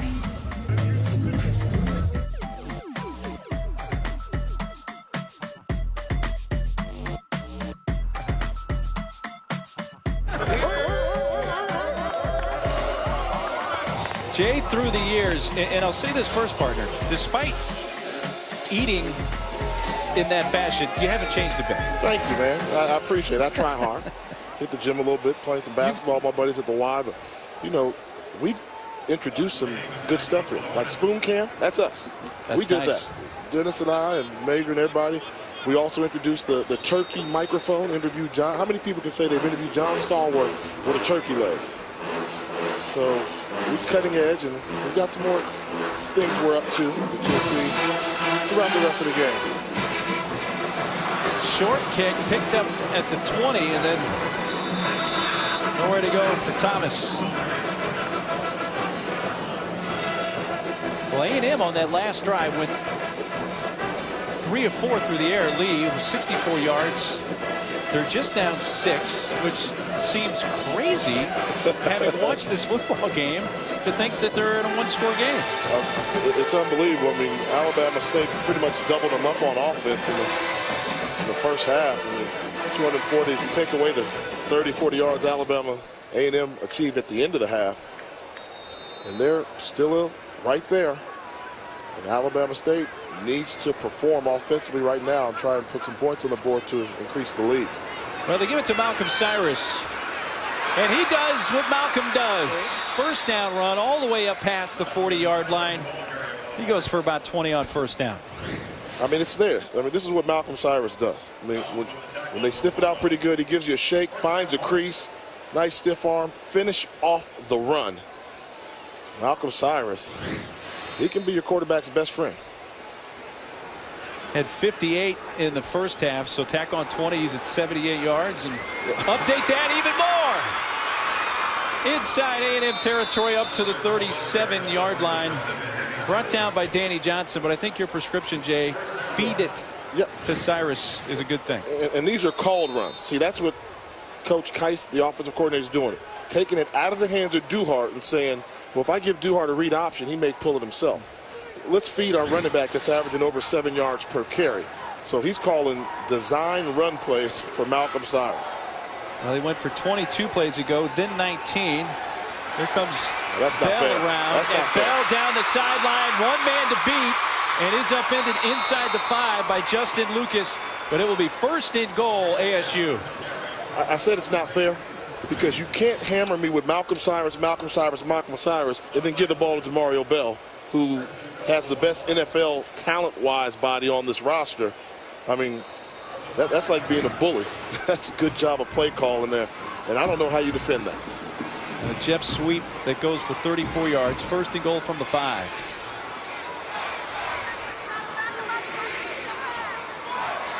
You go to 2 tight ends. Keeping Duhart, who's going to have another touchdown run, his 3rd of the game. Now Cyrus gets him down the field. Bell adds on, and then Duhart with the 3rd touchdown run of the game. They've gone to it again. I mean, it's there. Take the touchdown. You can't tell a quarterback not to take a touchdown. You never get so upset with them putting points on the board. But sometimes you got to spread love as a quarterback. He has a 1-yard, 3-yard, and now a 5-yard touchdown run. Clark with the point after, and somehow snuck that one in. That was nearly a second missed point after for ASU, but Bell with the jet sweep going for 34. Both teams with quick touchdowns to begin the second half. I'm Louis Boom. I feel. ESPN College Football Primetime presented by McDonald's. 27-14. Alabama State leading Alabama A&M. And now time for today's Bringing the Flavor from the 73rd Annual Magic City Classic. Brought to you by McDonald's. When I say offense, you say gotta go to work. When I say defense, you say gotta go to work. When I say work, you say gotta go to work. Offense! Gotta go to work! Defense! Gotta go to work! Hornets! Gotta go to work! Hornets! Reggie Barlow, the head coach of Alabama State, helping us bring the flavor, brought to you by McDonald's. I love that. I love that. You know why? Because around Montgomery, people think Barlow's too passive. I mean, you know, just put it out there. They said he's laid back, doesn't have a personality. He's just going through the motions now. Does that seem like he was going through the motions in that speech there? That was passionate. Passive aggressive. Octavius Miles from the 10 up near the 14. Well, in case you missed it, video of the third rushing touchdown of the game for Daniel Duhart, now posted on the SportsCenter app. It's available on your mobile devices and tablets whenever you need it. 4 plays, almost 80 yards in 70 seconds. Can I watch a couple of those exciting runs by Malcolm Cyrus to get him down there and DeMario Bell? It certainly helped Daniel Duhart waltz into the end zone. I don't think he's been touched on any of the 3.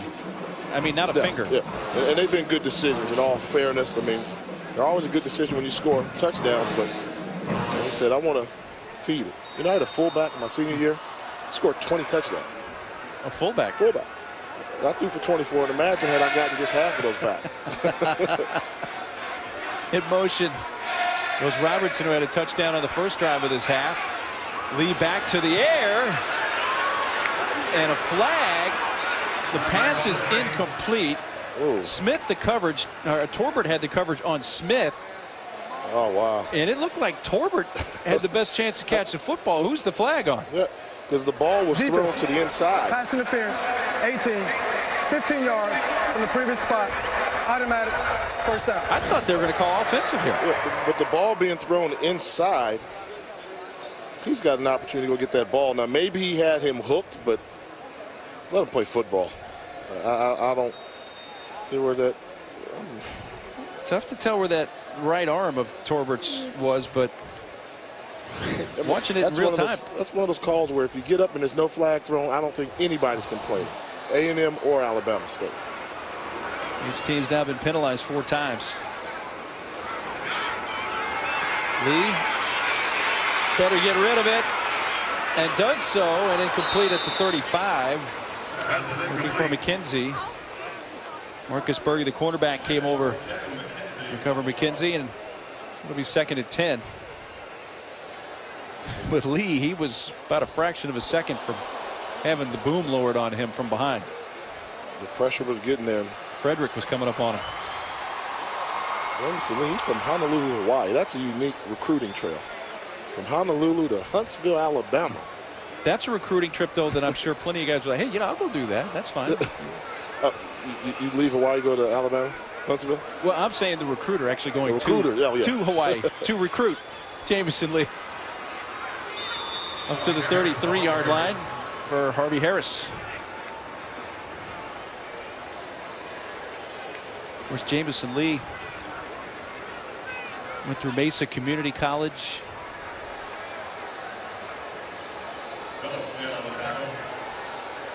Third down and 6 upcoming. This is the 2nd possession of the half for Alabama A&M. They went down the field in 8 plays with a touchdown on their first possession of the second half.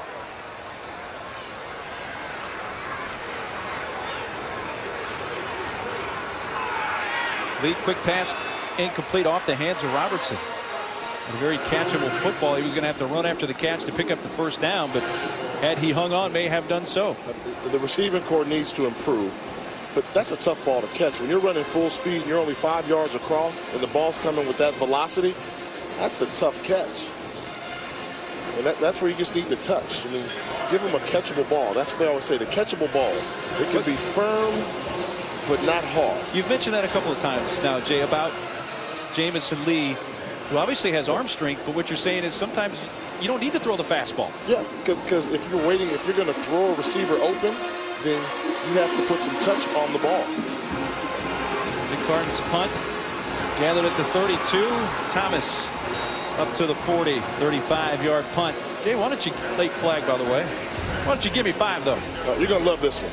How about the top 5 HBCU sporting events, period? On the bubbles of Florida Classic. We'll be there at the end of the year. Number 5 is the Bayou Classic, which used to be the granddaddy of them all in terms of football games. Number 4, Atlanta Battle of the Bands. All those bands come there, compete for prize money. You need to see it. Number 3, Howard Homecoming. It is what it is. It is what it is. I've been all over. It is what it is. Number 2, the CIAA. You know what that is? Tell me. It's the CIAA basketball tournament. Oh. Oh, you're Division changing II tournament. sports It's on in me. Okay. Charlotte, and it is the number 2 in attendance, only behind the ACC basketball tournament in terms of attendance. And number 1, oh, I'm going to wait and see. What do you think it may be? What do you mean, wait and see? We'll We're change there, it. man. Hey, it's called Jay's Gimme 5, Mark, not Mark Neely's Gimme 5. We want to hold it, we hold it. Ask Dennis Lanius. You'll learn the hard way. Jay's Gimme 5. You want to have a Gimme 5? We'll talk about it. Okay. From the Magic City Classic here in Birmingham, it's 4:27 to play third quarter. And a handoff to Cyrus. Fumble. Did he fumble the ball? And he did, and A&M says they have it, and do. Uh-oh. Kennard Johnson. Well, every time you think Alabama State's just going to push A&M away, something like this has happened today. And it happened quick. Let's see if there was a clean exchange. Yeah, clean exchange, never gripped it. Just a good job of getting his hands in there with number 92. Dominic Wright. And that's the turnover that the Bulldogs desperately needed.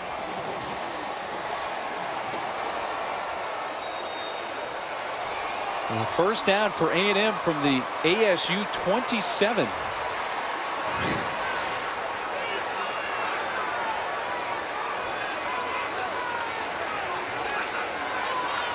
Lee retreats back to the air, and there's an incomplete pass to Williams.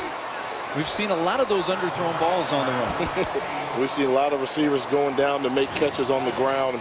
The quarterback doesn't get hit. I understand if you get hit. Is anybody hitting them? As a quarterback, you got to make that throw. What do we say? You have to make that throw all day, every day, twice on Sundays. Well, I guess NFL we say twice on Sundays if you want to get paid. But that's the difference in having a passing attack that is efficient and can hurt you, and having an attack. Ruling on the field, catch. Wow. So they actually ruled that a catch up at the 23-yard line, and they're going to review the play. Let's take another look.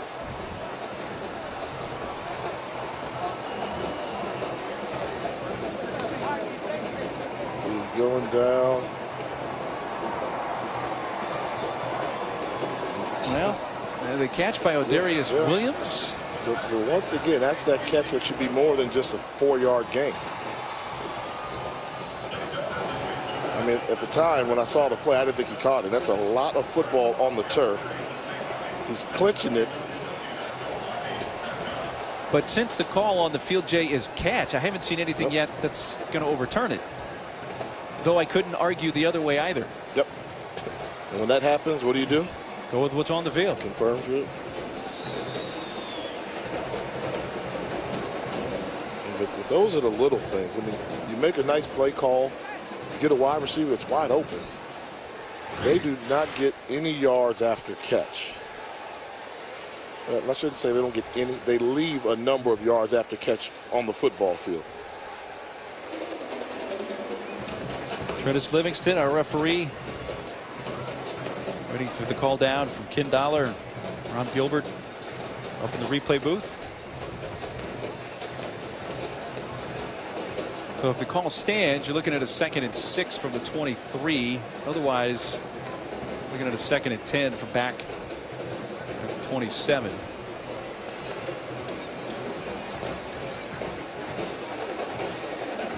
And I think the Alabama State fans, you know, especially if they can find the end zone here again, I think the Bulldog fans have been saying ever since the first score of the game and then the blocked extra point, make that extra point miss hurt at some point. And they haven't been able to do that, but have also avoided the knockout punch. That is true. I think the way you summarize that, because you still just have that feeling in your head like that extra point could come back and hurt Alabama State. Can A&M put together enough consecutive drives to possibly get the lead and put the pressure on Alabama State and make them play from behind? Alabama State's won the last 2 years. The last time A&M won was back in 2011. They blocked a field goal at the end of the game to hang on and win by 1, 20-19.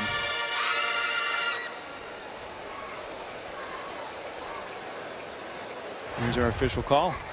The ruling on the field, stance, it's a catch. So it stands, what we had talked about. Nothing there on video to overturn it.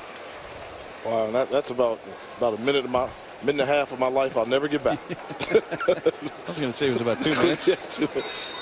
Make the call over the 4-yard completion. But second down at 6. Lee under pressure, sack back at the 29. Darius Washington with his 4th sack of the season. This is just a great job of knowing where you're going. You're going to see him come straight to the quarterback. Somebody hit him, please. You don't let guys get running starts on your quarterback. Nothing that Lee can do there. From his linebacker spot, Washington, as I mentioned, now 4 sacks. Started his collegiate career at Western Kentucky. Another South Florida kid out of Fort Lauderdale. And as much as Alabama State likes to blitz, you have to know blitz was coming. They blitzed just to take you out of field goal range.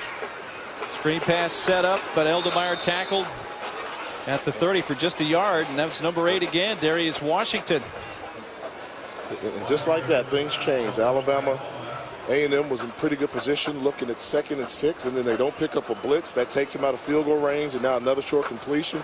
Now you're in limbo, 3rd and more than 10 yards to go. Out of field goal range, forced to go for it here on 4th down. 4th and 13 going forward from the 29. Attack the middle. I'd send one guy up the seam and another guy right here. Put somebody in a bind. They're playing real soft coverage. Lee's going to go towards the end zone and airmail it all the way out. No chance. Even though the receiver there, Johnson, was well covered. And A&M now 0 for 2 on 4th down today and turn it over on downs. Brian and the Boz, Tuesday at 9 on ESPN.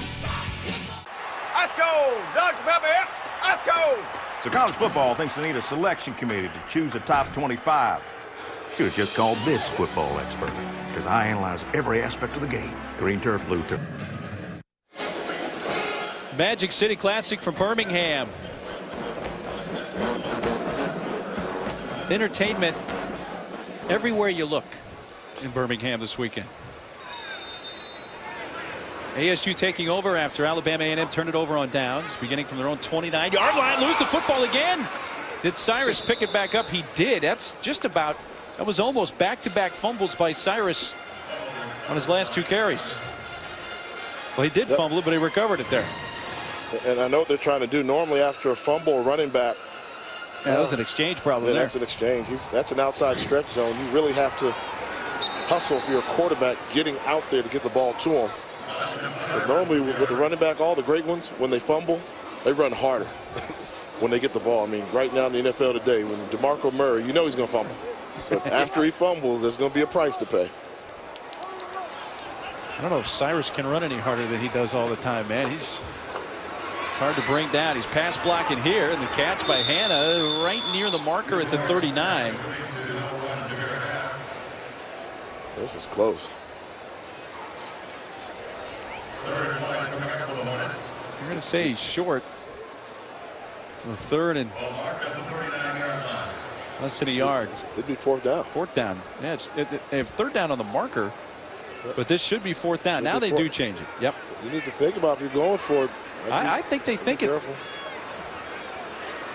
They're calling. You know he's going to call a timeout. Yeah, there was confusion there whether that was 3rd or 4th down for Alabama State, and they were about to run the play. Yeah, and I think that would have been a mistake. I mean, and he's pointing, and it's not the chain gangs guy responsibility. I know sometimes they're a little late in flipping the down marker. And Reggie's saying, hey, I thought it was 3rd down. That's just after they changed it to 4th down. And he's like, hey, well, wait a minute. It's 4th down. Yep. I need a timeout. Yeah, they forgot about the fumble by Cyrus, which was on 1st down. Right. Yeah, fumble by Cyrus, run by Cyrus, then incomplete, then a completed pass just now. And not to put it on the PA announcer, but he also said 3rd down upcoming, 3rd and 1. So, and the scoreboard hit was showing, and still shows 3rd down. A little reminiscent. What was it? Colorado? They got 5 downs. Yep. Against Missouri back in the day. Yeah. Against your alma mater, huh? You haven't forgotten that, have you? Colorado actually shared the national championship that year. So they are going to punt, which is not a shock.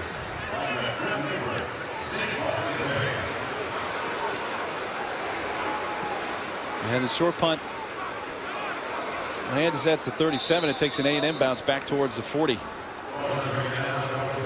Let's take a peek at our FCS news and notes. 11 different conferences in the top. They got a victory, though. A&M offense back on the field, beginning at their own 40.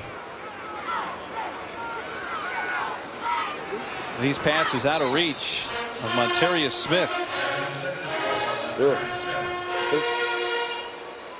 That's tough.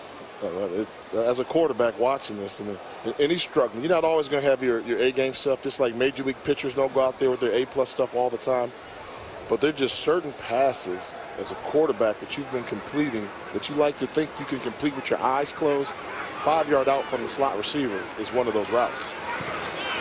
A wobbly pass, but gathered by O'Darius Williams, who fights his way up near the marker right in midfield. Should have a first down with that spot. And now the defensive line put a hit on Lee, who was a game time decision today because of a hamstring tweak from last week. There was a chance we thought we'd see Chris Leachman, who has warmed up a time or two today, and Lee's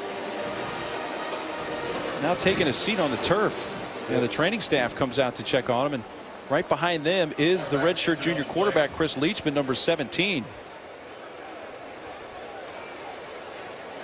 There's Leachman, who's a taller quarterback than Lee. He's at 6'3", Lee 6'1". Leachman has thrown 14 passes so far this year, and the Southern California native, no TDs, no picks in the 3 games he's played. Well, Roderick Henderson, number 94, has been all over Lee today, and that one just kind of rolled over on him. Rolled up. Unfortunately, that wasn't a penalty call, but that's why you do it. I mean, when you're throwing the football, you're in the most defenseless position you can be on a football field.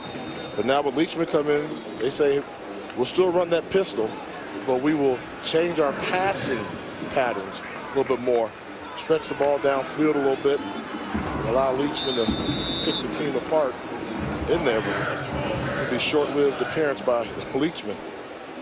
Yeah, one handoff to Harris, who goes for no gain, and Leachman right back to the sideline as Lee says he's ready to get back in there.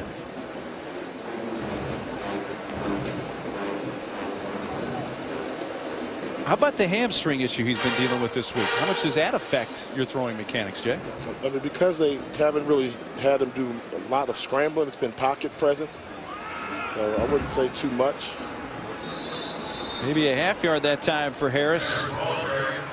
Running inside the tackles with that big D line of Alabama State, or of that ASU front, punishing the 5'9", 165-pound running back.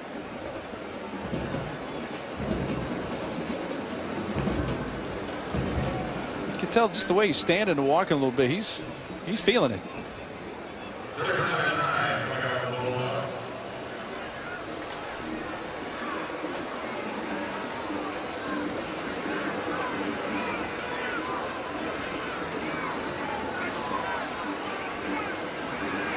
Lee better get rid of it. He's hit hard. Low, incomplete at the 20, looking for Smith. And Lee took another hard shot just as he delivered that. And that one came from Justin Mitchell. Interior defensive lineman coming right up the middle. I mean, they both play nose tackle. That was more Mitchell just finishing off the tackle that was started by Mosley coming off the edge. So we'll see how Lee responds. Now on the sideline, Carton, short punt. Thomas comes up to grab it. That's a loose football and taken by A&M. McKenzie recovers at the 20. Another ASU turnover gives A&M the ball back. Thomas, who's a great return man, trying to catch the ball on the run, which is always difficult when you're running full speed ahead. Alabama A&M capitalized with a great opportunity on special teams. And this has been the issue that Coach Barlow's had with Alabama State. I mean, we've seen them at times where we thought we're looking at the best team talent-wise in HBCU football. But they have a tendency to play their competition. Now, they can play at a very high level, which is good. They have that ability. But a team like Alabama A&M, which we think they should be moving around and pushing around, is still in this football game because of self-inflicted turnovers. Fourth Alabama State turnover, and Lee right back in there. Goes in the air and has his man open. Touchdown, Smith. And the Aggies are right back in it with 3:43 to go and can make it a one-score game. 19-yard touchdown. Smith's fourth TD of the season. That was a great route by Smith. And that's the same play they called the play before. You saw Spady talking to him about it, saying he was open and Lee couldn't step into it. Well, this time Lee was able to step into the throw. Nice pocket. They protected it. And he throws a strike by Terry Smith. And the point after, and A&M again within 6, 27-21 with a lot of football still to play in Birmingham. Yeah, take a look at this route by Smith. He's going to run what we used to call a little Z post up the seam. He's going to get here. He's going to sail the corner route and then break it off back into the post. Very difficult to defend. He runs this route very efficiently. He's going outside, cuts back inside. Once the defensive back turns his hips, he breaks it off and snaps off the route to the middle for the touchdown. That looked like a passing play. The timing was there. There was a rhythm there. And what do you know it? They're only down by 6 points again. You see the C on the jersey, the captain, Jamison Lee, with the touchdown passes, 11th of the year. And that route by Smith just had the corner, Gilbert, doing a 360 there. He spun all the way around. Spun him around. They baited him. He closed his alignment a little bit. Move a little bit closer to the line. That gave him more room to set up the outside move and then take one cut back inside to separate from that safety. And you can tell that's one of those plays where schematically you see something because they went right back to it. They said, if we get in this formation, this is the look we're going to get. They practiced that all week, and it paid off for Alabama A&M. Cesar Diaz-Ramon kicks off, and another short kick taken by Thomas at the 13. 30, 35, 40. Thomas tackled from behind at the 48. Well, Jimbo Fisher's #2 Seminoles look to stay on top of the ACC against Will Gardner and the Cardinals. Thursday night football, #2 Florida State against Louisville. Thursday 7:30 on ESPN, and watch ESPN. #2 Florida State. I mean, what you still have them #1? They're still undefeated. Still undefeated. I mean, but can you understand some of the voters going with Mississippi State right now, since Seminoles have had a couple of close calls? Yes, I can see it, but I just don't think it's right necessarily. I mean, show me a team that's going to beat Florida State. At least you have an open mind. I like that about you. Cyrus running right, runs out of bounds at the 47. Well, the script so far today, Jay, has been this. A&M has been hanging around, but this is the point where ASU then puts the ball in the end zone again, and you think, okay, they're going to create some separation. And this becomes the time where, if you're Alabama A&M, you dial up some of your best blitzes. Your defense has to step up and make a play to stop it and see if your offense can take the lead. Give it right back to Cyrus, who's got some great blocking on the edge. Still going inside the 30 to the 27-yard line before he's brought down by Justin Lucas in a 20-yard run. Talk about the offensive line. Take a look at this job here, right? Number 60 in white, Damian Love. Going to come around here, and this is what you call sealing the edge. He's coming around there. He's looking. Who do I hit? Seal the edge. That springs Cyrus and gives him more room in the open field. Linebacker Darren Graham was his victim coming around the edge there. Right back to Cyrus. Graham able to get the tackle this time. 3 minutes to go in this third quarter. They're starting to focus on Cyrus. They've been giving him carries. Watch number 10. Bottom of your screen, DeMario Bell. Cyrus now at 134 yards. Here's his 19th carry, but he's tackled for a loss. So subtract about 2 there, brought down at the 30. It's Anthony Lanier. And Lanier, he's a good one. He's been active. You know, what do you want from your defensive line? You want those high energy guys, and we've called his name several times around the football. Just a sophomore, but 6'6", 260 pounds. He's got good size and tremendous upside potential. 3rd down and 12. Bell at the bottom of your screen. 3 receivers to the left for Duhart. Looking in that direction, and now has to roll out right. And just throw it away. Actually, threw it away, but he kept it in play. And actually gave number 34, Devontae Simon, a little false hope like he may actually pick that ball off. 4th down. Well, Duhart's going to the sideline. I'm not so sure that Alabama State doesn't decide to go for it here. Well, you're looking at a 47-yard field goal attempt. Yep, and they can't kick. So it's out of the question. Alabama State has struggled with the kicking game in this game, so I like the decision here to go for it. 44 yards has been the longest field goal hit this year by Clark. I think they have the free play, and now they're just going to whistle it dead. That didn't work out all that well earlier in the game for Alabama State. They thought they had a free play and wound up throwing a pick.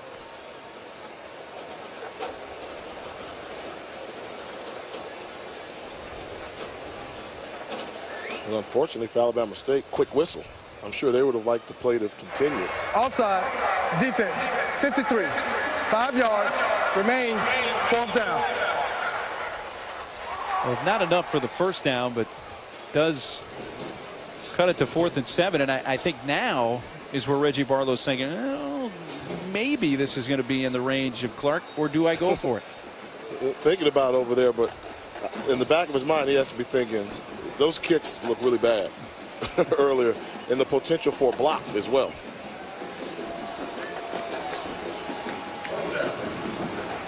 So they're going to go for it on 4th and 7.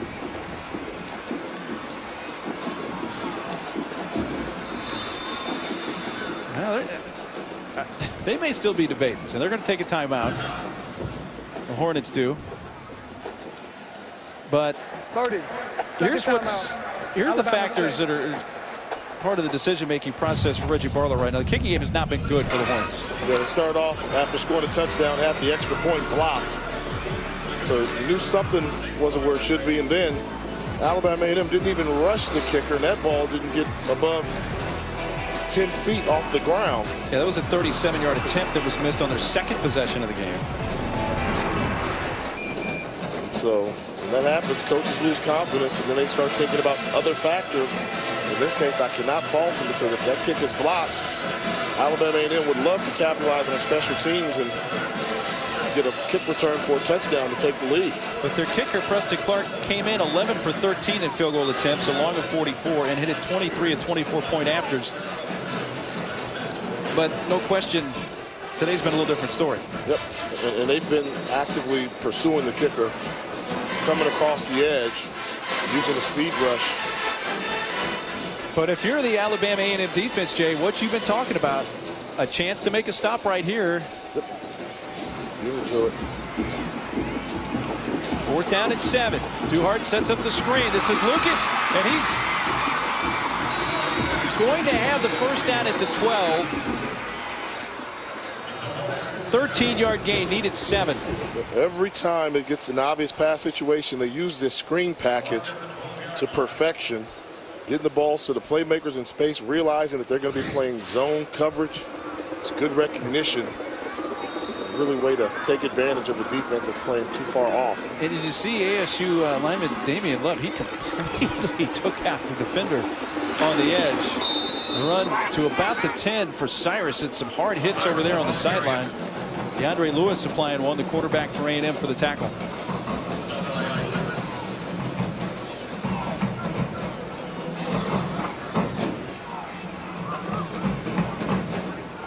Pick up of a couple.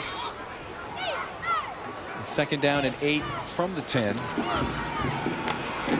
Cyrus to the 5. So it's going to be 3rd and short. They can pick up a 1st down without scoring. The 1st down marker at the 2.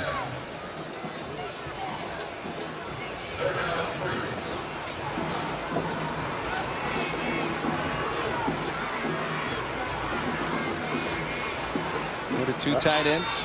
Yeah, I like that balanced formation. Makes the defense declare their hand. That's a good time to run Cyrus off tackle. It looks like A&M will use a timeout. Well, ESPN on Tuesday brings you college football playoff top 25. Our thoughts from the committee, guidance. You know, if the season ended today, boom, these are the 4 teams, and we go from there. And I think that's the tough part. If the season ended today, when you know there's a huge matchup looming between Ole Miss and Mississippi State, you know, Alabama's going to have some say in there. They still have some say-so on who they play. I mean, you know, Alabama's going to play Auburn. Right. So, out of those one-loss teams, very, very tough job. I do like what they're trying to do, but the fundamental problem I still have when they came out with 4 teams, I don't know if it answers questions. I mean, you've got a team out there like Marshall that can be undefeated, and they may not be in the toughest conference in America, but they don't get an opportunity to win national championship for that dream season that everybody loves. I think they need to expand the number of teams.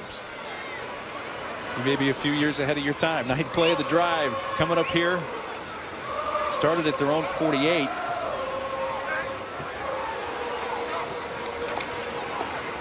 Give to Cyrus, and he finds the end zone for the first time today.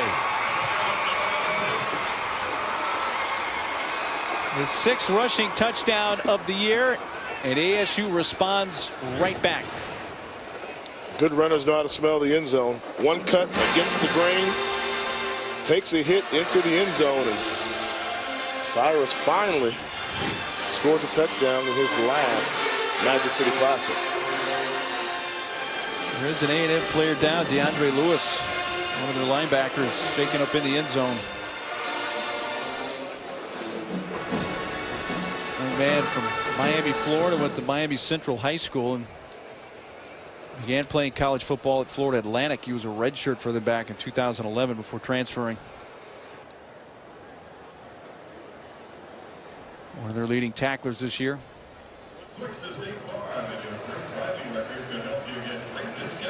He had help to his feet. 9-play drive for Alabama State. Playing with a relatively short field. Went 52 yards in under 3 minutes, and the 5-yard touchdown run for Cyrus, who's now up to 140 yards rushing.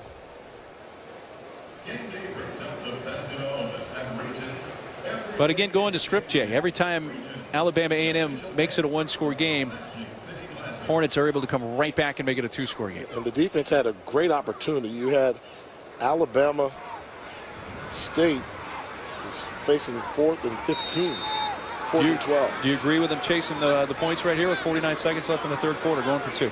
I wouldn't. Cyrus makes a flip, and Henry tackled back at the 15th. So now 33-21. It's still a 2-possession game, but it seemed a little early to be chasing the points, Jay. I thought so, because you could have made up that 1 point you lost with an extra point with a field goal attempt if you make one. So a little bit risky there, but feeling confident in his squad. Malcolm Cyrus finally found the end zone. Duhart allowing him to score on that last drive. Him to score.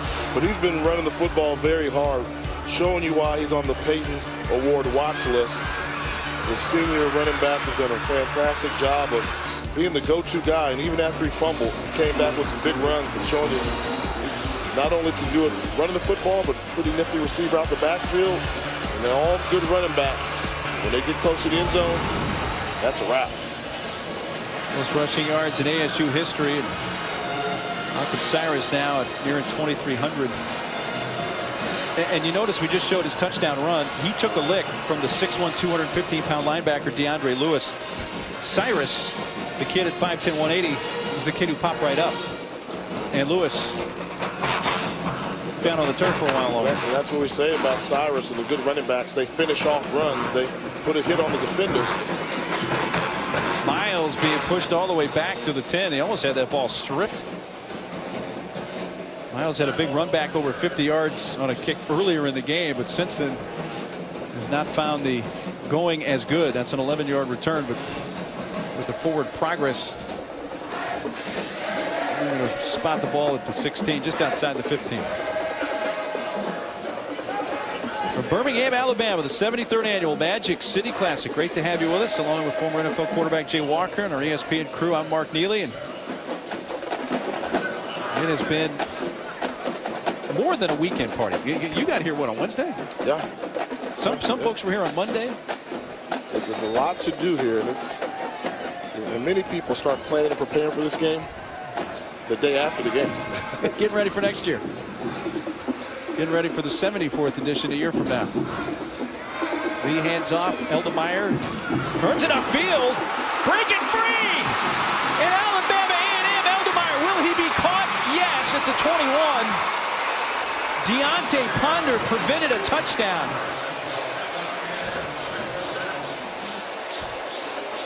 But Eldemeyer had a step or two and goes for 63 yards. Yeah, great job finding the crease and then turning on the Jets. Becomes a foot race. Eldemeyer doesn't win the foot race, but big play that the Bulldogs desperately needed. 63-yard run for Eldemeyer, and it's a first down at the 21 of ASU for A&M. Harris, like he was going to be stopped for a minimal gain, but squeaks through up to the 18 for a gain of about 4. Final seconds of this third quarter. A&M trying to respond to the last ASU score. Bulldogs hanging around. Fourth quarter ahead in this Magic City Classic from Birmingham.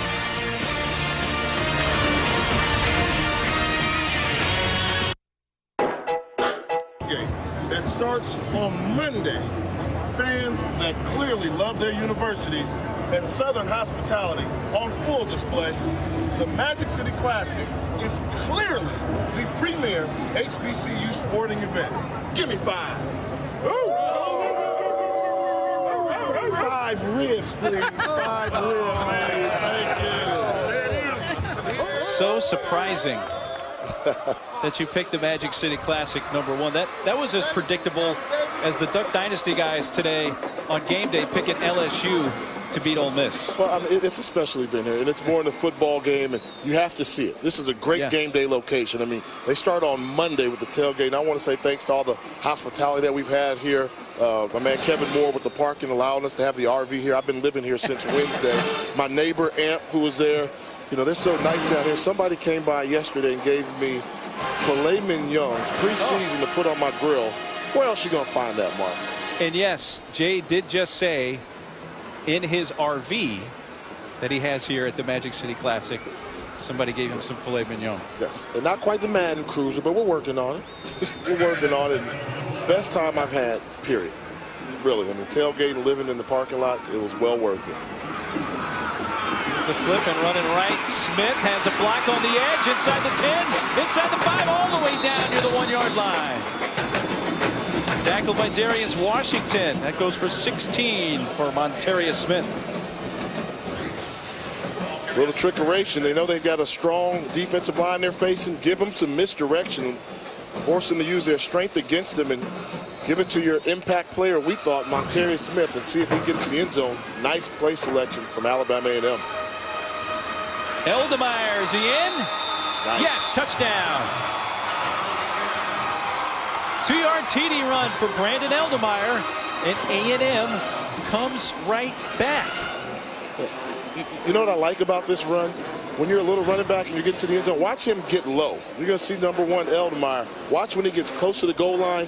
He's going to see it and dive low for the goal line. He's there. He's looking. There it is. Get low. If you're trying to hit him high, you missed. He saw the end zone. He saw the goal line. Said, I'm going to beat you to it. Got low. That's smart red zone running. Cesar Diaz-Ramon on for the point after.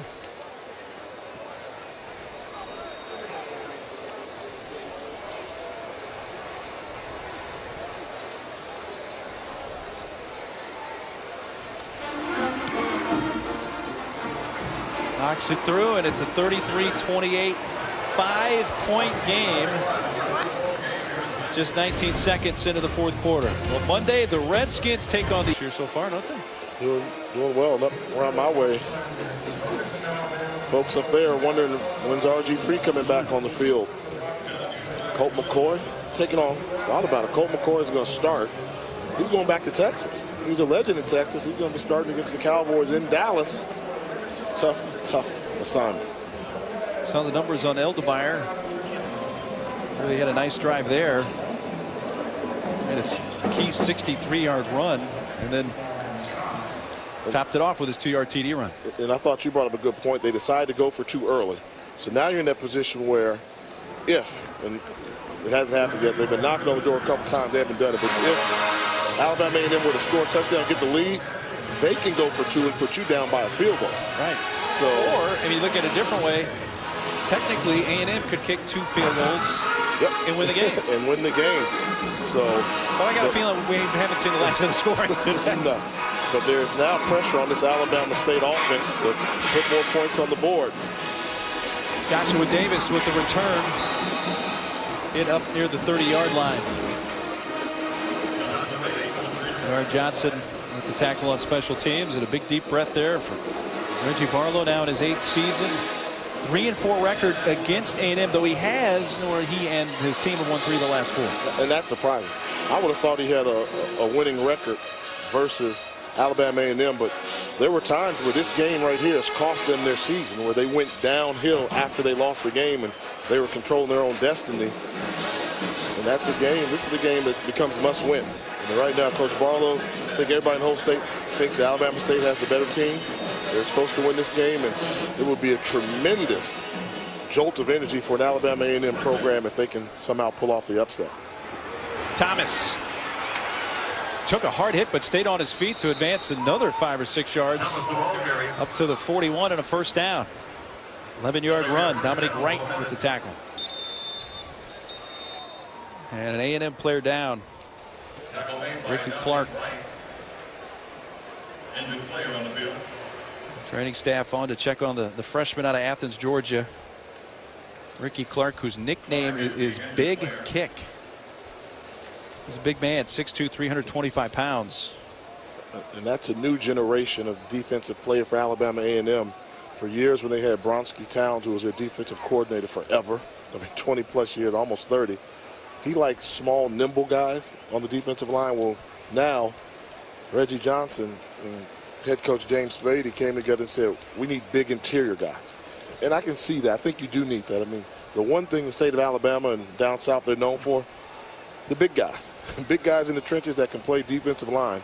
So that's a change of the philosophy where you've got a freshman now playing because they're changing their philosophy. They're taking their lumps. Good to see Clark get off the field under his own power. Cyrus running left. Cuts it back to the 43 for a couple of yards. Wrestled down by Justin Brown. Always a little bit different for me to commentate an Alabama A&M game without having Anthony Jones on the sideline. You mentioned James Spady and Coach Jones. I think when you look back on it, had a really good run at Alabama A&M, and obviously everybody in the HBCU community is thinking about Coach Jones and going through it. We're all with you. That's Jalen Ware, a sophomore right tackle for Alabama State, who is one of a number of guys who had been banged up the last couple of weeks and really needed that last bye week last weekend.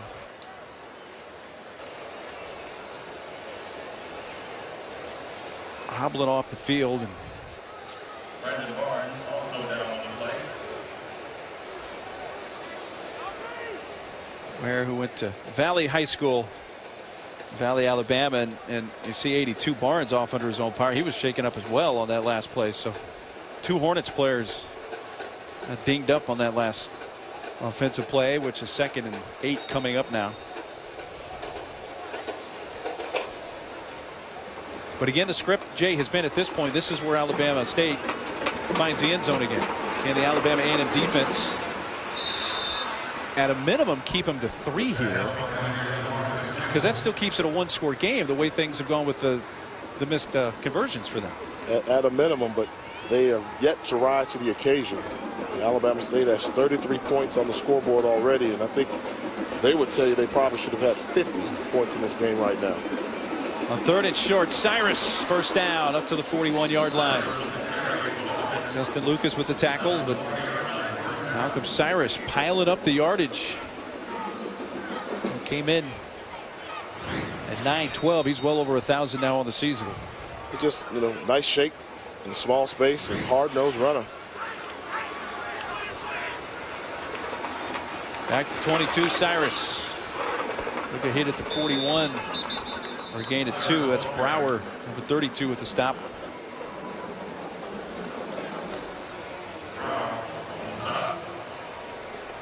Cyrus is going to go to the sideline with a 2nd down and 8 coming up. Looks like a little confusion on the personnel here for ASU. And it's such an up-tempo offense that whenever they do operate like a normal offense and change the personnel and wind down the play clock, you think something's wrong. Play clock's at 5. Plenty of time still get the playoff, and the run straight ahead. Coleman has not had many carries today, but junior Jahad Coleman with a first down run up to the 25. That's a 14-yard gallop for the junior. And coming into the season, they thought it was going to be Coleman and Cyrus, but the emergence of Khalid Thomas and Coleman getting injured limited his availability. But Coleman's a good back as well. Coleman with another carry, but this time tackled for a loss back at the 29 by Anthony Lanier.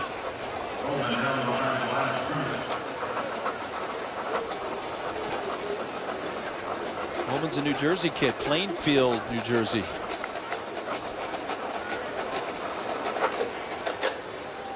Long look to the sideline with a 2nd and 14. And surprised we don't see Demario Bell on the field right now, when I think this would be a position where you might go play action. Going back around with Josh Davis. That's well played though by the A&M defense, and Brower again.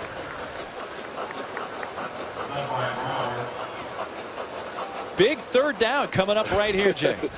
Biggest one of the game. They still have a chance. I mean, they've been poor on 3rd down all football game, but now you still have a chance here in the 4th quarter where you need your defense to make a stop. And I would say more importantly, it's probably 2-down territory for Alabama State. So you need to come up with your best defensive plays so far. And we're yet to see them bring a blitz. Too much respect. I'd bring pressure. Duhart's going to throw it too high. Well, Lucas tried to contort. He was at the 12, so if he comes up with that, it is a first down. But here's what you were just talking about, Jay. They go for it here. Nice pocket. You see them, he's got plenty of time. I thought I would have brought pressure, but Duhart high and late. You have to make that throw. Well, they're going to bring the field goal unit out here. You surprised?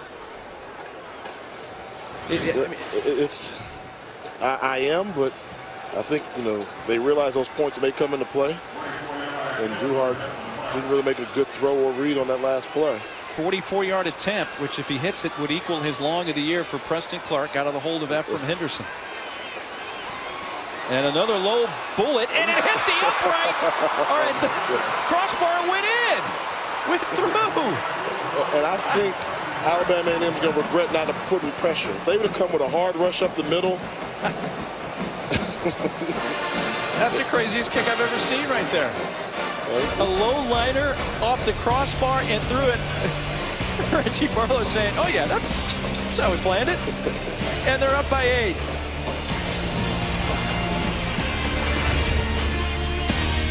Boy, you gonna be in. Well, 6 total turnovers today, 4 from Alabama State, 2 from Alabama A&M. We've got a tight one here in this Magic City Classic. Daniel Duhart has 3 touchdown runs for ASU, and Jamison Lee just under 200 yards passing, 2 TDs, 1 pick. And it is an 8-point game, 36-28, ASU leading. So in theory here, you have the Bulldogs a touchdown and a 2-point conversion away from tying. So they did at least hold them to a field goal. One of the ugliest looking field goals I've ever seen, but it was a completed and made field goal. From the 2, McKenzie. McKenzie breaks another tackle. And it takes the kicker to haul him down at the 38, Adam Shepard.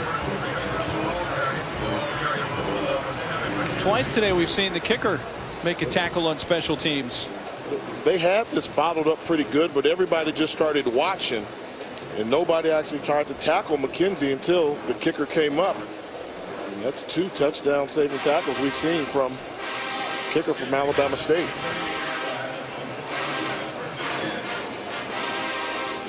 Here come the Bulldogs and Jamison Lee from their own 38, down 8. 11:23 to go in this fourth quarter. And the 73rd annual Magic City Classic from Birmingham, Alabama.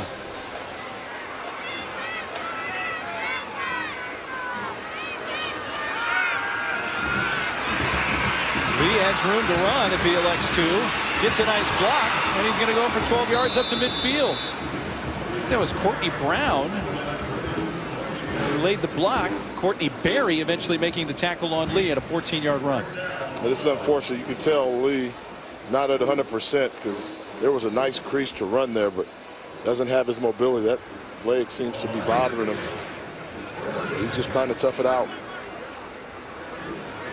We did see Chris Leachman, the backup quarterback, for one play. With that exception, it's been all Jamison Lee. Harris wrapped up at the 48 of ASU for 2 yards, make it possibly close to 3 for the freshman from Montgomery. And what I think happens here is they saw that run that Lee's not going to be able to escape. So aggressive defenses, they see that. That's like a wounded animal. They're going to send some pressure off him, try and force him to leave the pocket or chuck and duck and get rid of the football.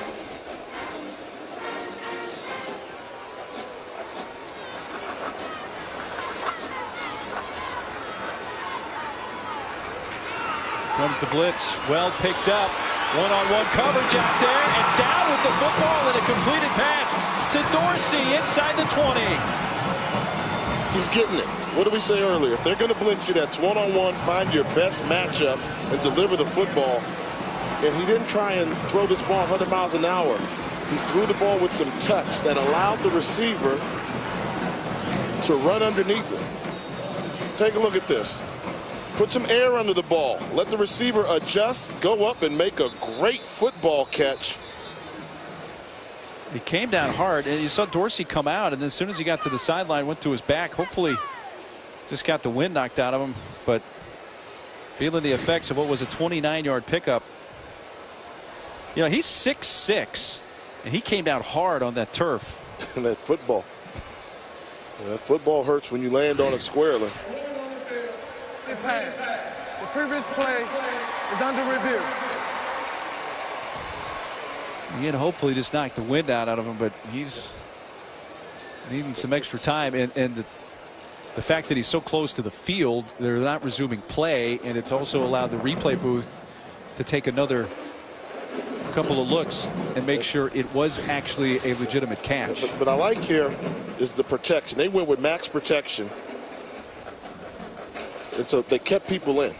You know what I mean by keeping people in. If you know they're going to blitz you, what do you tell your quarterback? Feel secure. This was just a 2 receiver route. Everybody else stayed in the block. Watch for the possession. Did he have it? It hit. I don't think there's enough to overturn it there with the call on the field being catch, but it was really close because right there he hauls it in, and then within a fraction of a second he hits the ground. Rolled over. He's showing the ball. I mean, they tell you if you're going to leave your feet, show the ball to the official right away. He showed the ball to the official. I think that constitutes a catch. Good to see him on his feet there. The ruling on the field is confirmed. It's a catch. So they're in the red zone for the 6th time today. They've scored on 4 of their 5 previous trips. And once the defense figures out that if you blitz, they're going to bring max protection, protect the quarterback, and pick up matchups, that'll make them have a change in philosophy. So I really do like the play selection by offensive coordinator Phil Dorn. Low snap and bounce, but gathered by Lee, who then is sacked. Back at the 28. by Edward Mosley. That play just started poorly for A&M with the low snap that Lee needed time to even pick up off the turf. The low snap. You thought he was going to get rid of the football, but this is just too much time. That clock has to be going off in your head, and because he's not 100% with his mobility, all he can do is just sit there and take the blow from Edward Mosley. 5th sack of the year for Mosley. Had lost 8. Hand off Harvey Harris. They're going to cut it back. Knocked down at the 22-yard line by Justin Mitchell, number 95. Those 300-pounders, they're big, Jay, but they do have some mobility. They can move. They can move, and that's what's changed in the game in college football. Now the premium is on defensive linemen. I mean, it's the same reason why Jadeveon Clowney was the first pick in the NFL draft.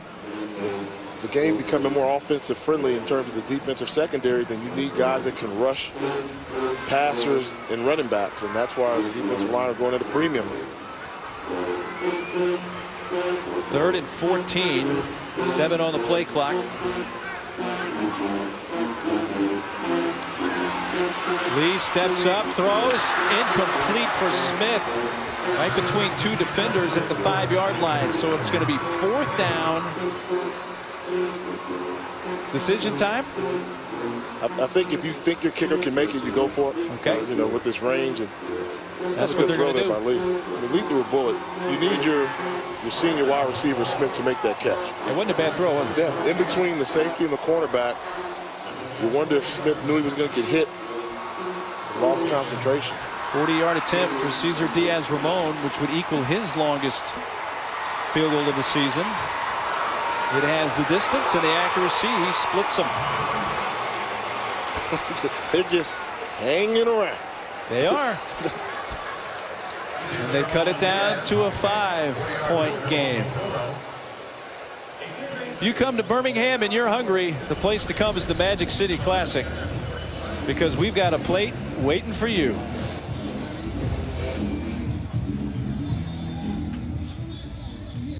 There are more reasons than ever.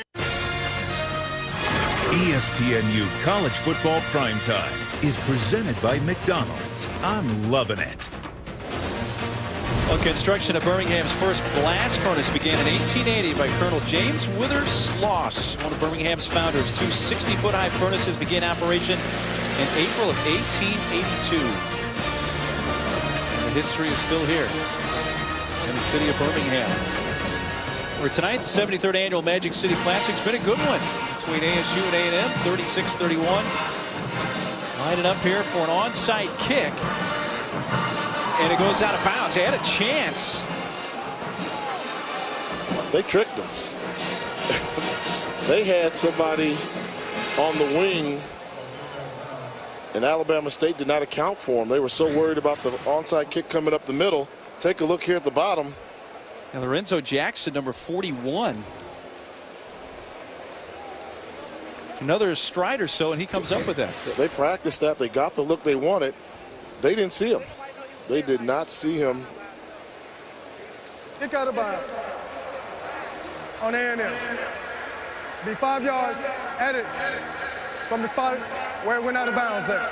Well, 1st and 10. I understand here, Jay, that they came close to pulling this off, but they just gave ASU the ball at midfield. But what do we talk about in between the break? They haven't stopped them all day. We said, you think the defense is going to make a stop? And we both said they haven't done it yet when they've really been called upon this situation. So I don't fault you becoming aggressive in that situation and trying to just force something that hasn't been there for you. Last time they kept ASU from scoring, the A&M defense, was 3 possessions ago for the Hornets. They had a 3 and out, but there haven't been many of those. Well, there's a big tackle. Cyrus. Brought down by Dillard. Davion Dillard, a freshman. And now they're changing it up. They brought the blitz from the outside, so I hadn't seen that before. They brought double corner blitzes from both sides of the field. So that's an outside run blitz there. So they're trying to give Alabama State a dose of their own medicine, realizing the urgency of the situation. Lay fake, Duhart rolling out left, finds his man on the run at the 40. That's Wendell Archie. It's a good job by Daniel Duhart. Not an easy throw. Rolling to his left. Threw that ball almost across his body, but still threw a ball that was catchable enough for the receiver Archie to make the catch.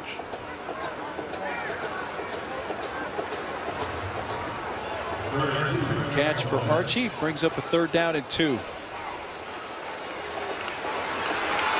And the 1st down run for Jahad Coleman. The fact that we're seeing Coleman here and not Cyrus. A little bit surprising, but let you know the depth they have at that running back position. Cyrus is fine. There he is on the sideline. Catching a breather. Thomas is there too. They're all waiting. When's my turn? So I guess it's one of those situations where they said they wanted to get some more runs, more rushes from Coleman, and they're going to let him finish out the drive. Coleman wrapped up there. And pushed back. A big number 63, Jawanza Vickers. 148 yards rushing for Malcolm Cyrus, his 6th game 100+. 1 touchdown run today, his 6th of the season. Loss of 2, 2nd down and 12.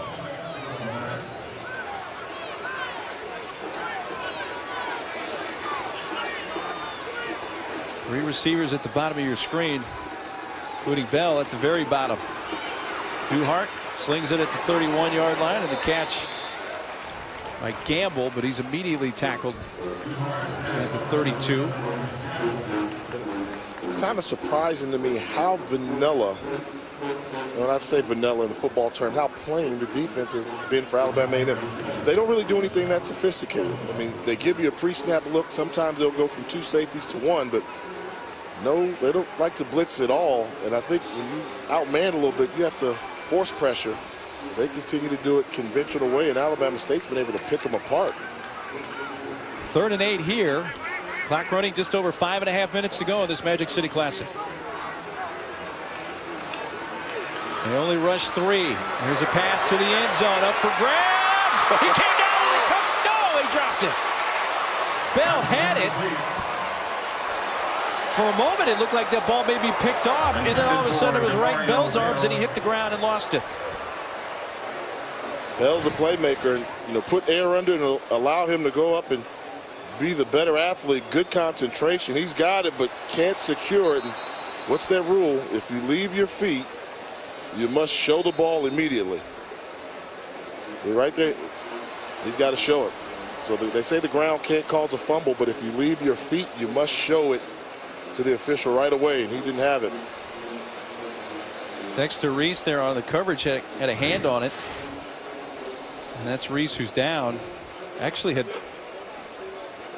come off the field just a few feet away from where that play took place in the end zone. And they're working on him.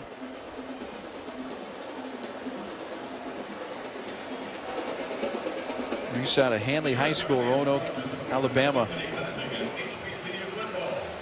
Well, Jimbo Fisher's number 2 Florida State Seminoles look to stay on top of the ACC against Will Gardner and the Louisville Cardinals. It's Thursday night football. Number 2 Florida State taking on Louisville Thursday at 7:30 on ESPN, or watch ESPN.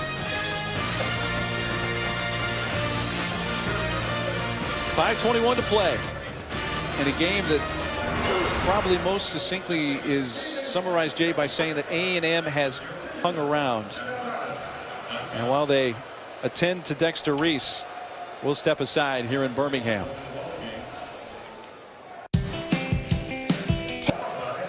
Dexter Reese up, but very slowly walking back towards the A&M bench. And a 4th down play upcoming with 5:21 to go in the Magic City Classic. Look at the majestic court. All the pageantry here in Birmingham. 4th and 8 from the 32 of A&M. And now they're going to punt it. Try to pin him in. Fair catch called for at the 4. Fair catch called for at the 4-yard line. We'll start from there on the fair catch by Anderson. We'll get your NFL Sunday started on ESPN. 10 a.m. Eastern. Sunday NFL Countdown presented by Snickers. Chris Berman and the gang provide all the latest news and updates right up until kickoff. And before you set your fantasy lineups, tune into Fantasy Football Now, delivered by Papa John's at 11 a.m. on ESPN2. You like the decision there to punt? Try to pin him in? I thought they were going to go for it. Yeah, I thought, you know, they've gone for it early in this game. You want to keep possession of the football and try and get that field goal to give yourself a little bit more security. But one thing Alabama A&M has not been able to do is drive the ball on a consistent basis down the field. They've been so reliant upon the big play. So coach put it in the hands of the defense. After the 28-yard punt by Clark, and an effective one. And come shooting through the line was Henderson early. So that's going to help them move out a little bit from the shadow of their own goal post. Defense, offside, number 94. 5 yards, remain, first down. Henderson saying, okay, my bad, let's go. This is what you like about college football. I mean, two teams in the same state. You know these kids have played against each other in high school, some of them since Pop Warner, I'm sure. Now, game 5 minutes to go in the game, 5-point lead in front of a huge crowd, the largest crowd they'll play in front of, chance to become a legend. Eldemeyer on first down, has a first down. It was a 1st and 5 after the penalty, and a late flag in. Courtney Berry stopping Eldemeyer at the 18, but this may be coming back.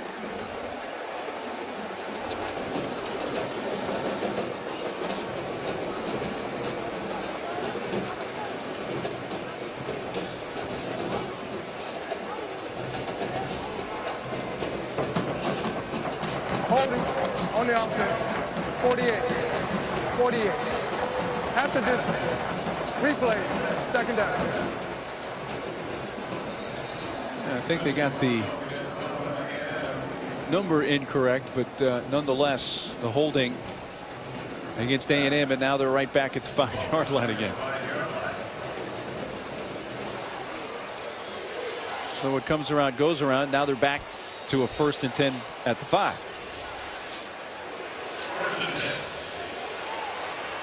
I'm Alabama State. I may pay special attention to Monterey Smith, slot receiver. He's the home run hitter for Alabama A&M. Maybe a half yard for Eldemeyer. Thrown back by number 94, Roderick Henderson. He's had a big day.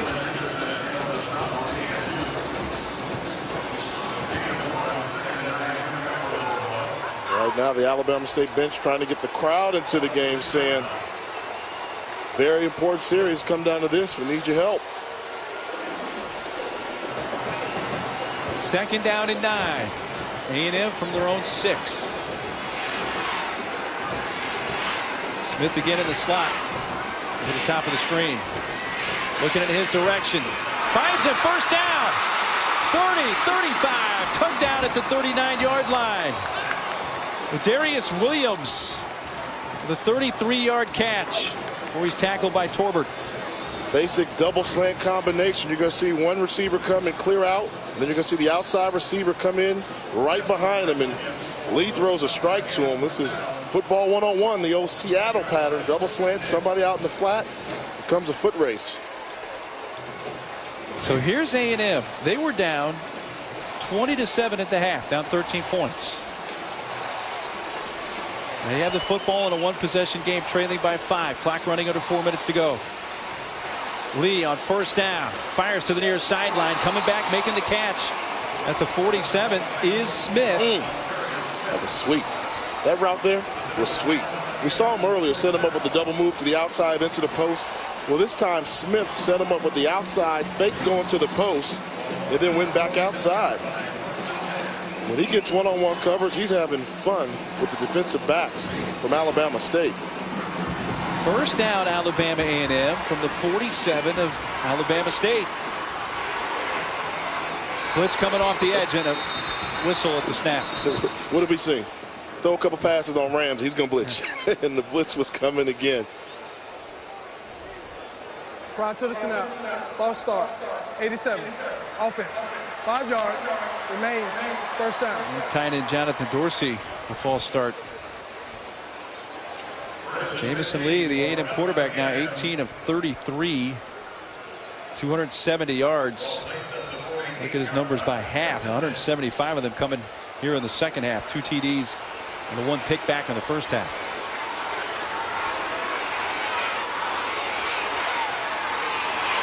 Running with Eldemeyer. 2 to 3. Back up to midfield. You know what I say at this point? 3 minutes ago, down by 5. You got here with Jamison Lee. Ride Jamison Lee. Eldemeyer, you're fine. But we're not going to run the football. Jamison Lee, it's your game to go out there and either win it or lose it. And that's what you want as a quarterback. You're in a position to win. He hasn't played great, but I'm going to keep the ball in his hands.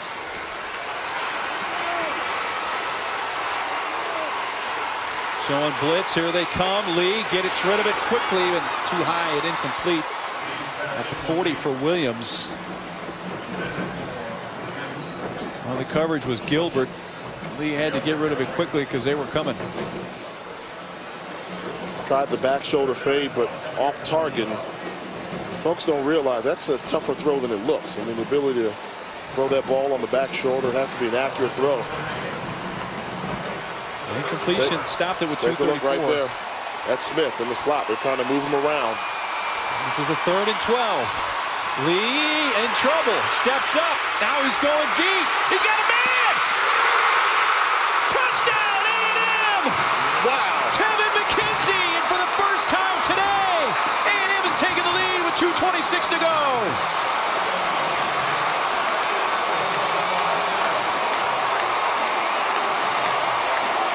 You just said it, Jay. You're going to win or lose with Jamison Lee. He's giving him a chance to win with that throw. And he threw it on the money, and that was a great effort going to get the ball turned on the Jets. That was all Jamison Lee, along with a great individual effort from McKenzie. But he's going to the single receiver side again, forced to go back to the right, and sees a streaking McKenzie behind his secondary. What a play. Who would have thunk it, Mark? I wouldn't have. I mean, they've been getting drug up and down the field. Right? Or just before that, I thought he was in big trouble. Yeah, I did too. But comes up with that throw. SportsCenter top 10 nominee. That catch in the end zone for Tevin McKenzie. His first touchdown catch of the year. And what a spot it comes in for Alabama A&M. They're up 1, so obviously it makes sense to go for 2 here, where a field goal would tie you and not beat you. With 2:26 to go, a 6-play drive that went 95 yards. It began at their own 5. Woo. I just didn't think they had it in them, going 95 yards, but they've been relying upon the big play. And it's, I mean, rivalry games, things like this happen. Okay, Jay, but I'm not going to spoil the Bulldogs party here right now, but I will say this. ASU's going to get football back with 2:26 to go. With a lot of time on the clock, but if you're Alabama A&M, you think if we get this, how much faith does Alabama State have in that kicking game? I mean, we saw an ugly 40-yarder go in. So I would think this is a very big 2-point conversion right now. Trying to make it a 3-point game.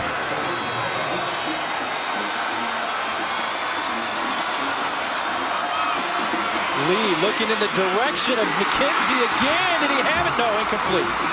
2-point conversion fails. They thought they had him there for a moment. Torbert on the coverage, and it stays a 1-point game. They got the look they wanted. McKenzie was in the slot, running a corner pattern. Just lead him out there a little bit more. But the ball being underthrown allowed the defensive back to get back into the play. They drew that up nicely executed, just the ball was underthrown just a little bit. They trailed by 13 at the half. They've never really been buried at any point, but you never got the sense that they would reach this pinnacle, even though there's 2:26 still to go in the game, that they would take the lead, which they have, 37-36. Special teams have been an issue for Reggie Barlow, so if it does come down to a field goal to try to win it, that's been a roll of the dice today for them. I mean, the special teams, the block, extra point. That was after the first score of the game, on the first drive of the game in the first quarter, and then A flat field goal attempt that was missed from 37. This one that he somehow made that skipped off the crossbar and went through. Drew that reaction from Reggie Barlow. That's going to skip and almost made it to the pylon. Oh, but that's going to bring it out to the 35. That's costly. That's one of those things you can't have happen when you're trying to protect just a 1-point lead. You're giving them an extra 15 yards by that ball going out of bounds before it crosses the pylon.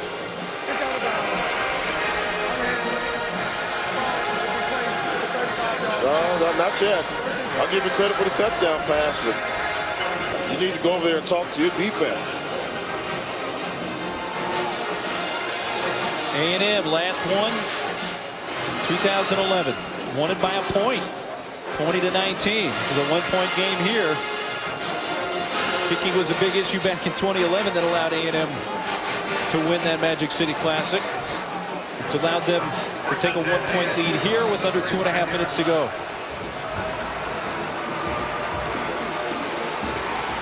Daniel Duhart back to work. Immediately brought down is Lucas. Well, at least on that first play there, Jay, the A&M defense seemed pretty pumped up. But I still don't think they're going to have much success with the 3-man rush going against an explosive big play offense of Alabama State. Too much time to go through reads. Rush 3 again, dumped off underneath, and on the run goes Cyrus. Yep. And he has a first down up to the 47-yard line. Tackled by Justin Lucas, 12-yard gain. And see, that's the problem you're going to have. When they know you're having a 3-man rush, there's plenty of time. And Cyrus goes back down.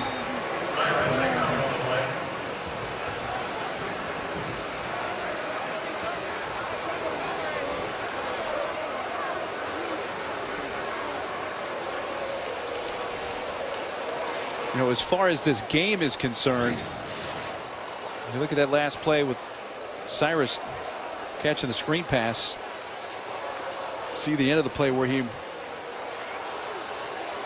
had gotten dinged up.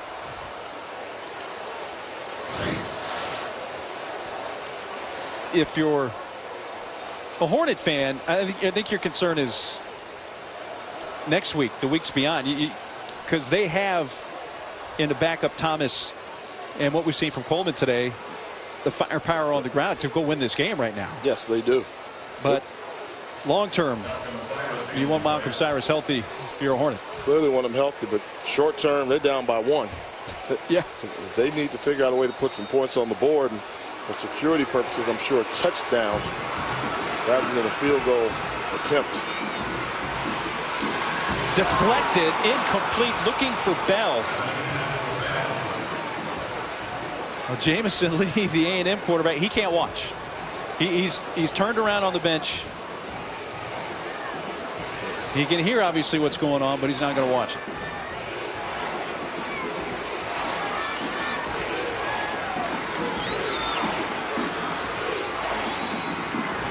Rushing 3 again, a lot of time. Duhart incomplete at the 40 for Lucas, the defender. Justin Lucas never really turned around, but a pass may have hit him in the back. Yeah, and Daniel Duhart seems to be getting a little rattled right now. You have plenty of time. There's no real pressure coming on the pocket. I mean, he's been throwing good balls all day, but that was catchable for Earl Lucas. 3rd and 10. In. Low, caught. Yes, first down. DeMario Bell. And that's what a big-time receiver does. Wasn't a well-thrown ball, but DeMario Bell was not going to let that ball leave his grasp. He went down and got it, and that was a huge 3rd down conversion. Yeah, 3rd and 10. They hit for 15 yards. First down at the 38-yard line of A&M. Rushing 4 this time, but another completed pass to the 28 to Bell, right near another first down for the Hornets. You have to leave your comfort zone right now. Alabama A&M, I mean, the look you have is it's so simple and basic. 3 people rushing, Everybody else playing back, soft coverage. Quarterbacks just picking you apart mentally. They have to blitz and bring some type of pressure. They run it there for no gain with Thomas. You're already theoretically, and I say theoretically, in field goal range to try to win the game with a minute to go. It'll be about a 45-yarder right now if they were to go for it. Now, that's not within his range from what we've seen. Yeah, at least today. 44 has been his long on the year for Preston Clark. Here's Duhart again with a lot of time. Throws to the sideline. Did he get down? Yes. Bell. First down at the 16. The two officials kind of gaze at one another and say it is a catch. Let's take another look. This is the end of it, but when you're playing, that's a clean catch. But when you're playing that soft of coverage with no pass rush, I mean, Duhart is going through all of his reads and progressions. There's no sense of urgency. There's no threat to the pocket. And he's playing that way. He's just sitting back and picking you apart. Ruling on the field is a completed catch. The previous play is under review. And from what we saw, it looks like a completed catch. By the way, Dexter Reese, number 20, back in there defensively for A&M. So that's good to see him. Look at this time. I mean, no, he's going through all the reads and just looks outside. And I think. Well, you know what? Possession is the question here. That's closer than I thought. The feet, I think, were down. But possession is a question. They may not be able to tell from this angle on possession. Left foot's down. That left foot seems to be in. But from the previous angle we saw, I think possession is an issue.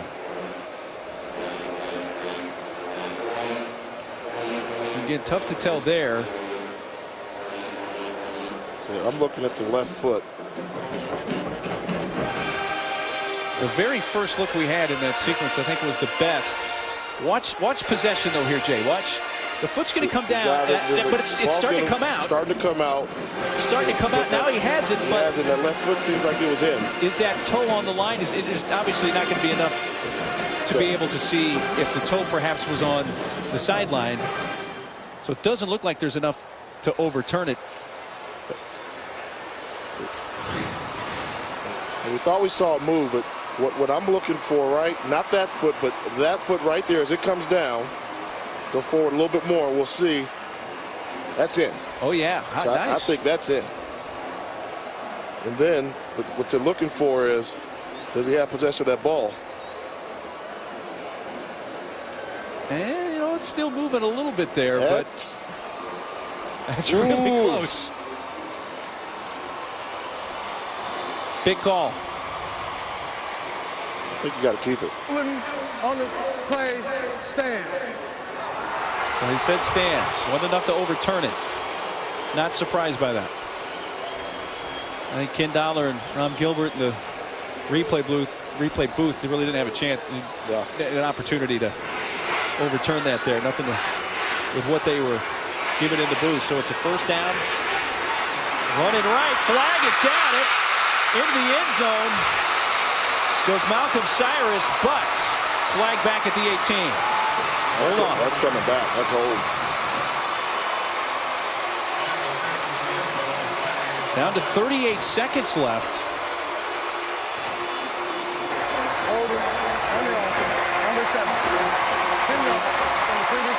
And that's on Khalid Thomas. And not only does it take the possible game-winning score away, Jay, but it's pushing you back that if you do become dependent on the field goal, makes that a more shaky proposition. Moves you back to yard. You see it right there in the middle. That's on Hickenbottom. Number 70 right there. He called on number 7. It's on number 70. And that was a hold. Holding Anthony Lanier, the one guy that's been the motor for this defensive line from Alabama A&M. So the drama continues here in Birmingham in this 73rd annual Magic City Classic. 1st and 20. Back at the 26 for ASU. Duhart gets away. Fire. Strike complete at the 15. Henry. They finally blitzed him, and Duhart made sure. Clock running. And the spike will stop it with 22 seconds left. So Alabama State, 2 timeouts still at their disposal. And I assume, Jay, you want to make sure you at least have one So you can work the middle of the field and also have time to get a field goal unit out there if it comes down to that. Yep. You want to keep that there. That option at your disposal. But A&M leading right now 37-36 with 22 seconds left. It's been their only lead of the game.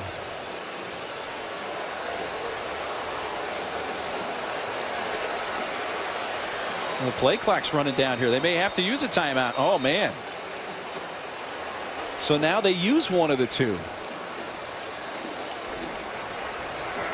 Timeout, Alabama State. Well, ASU's won the last two Magic City Classics. A&M won back in 2011. Let's flash back.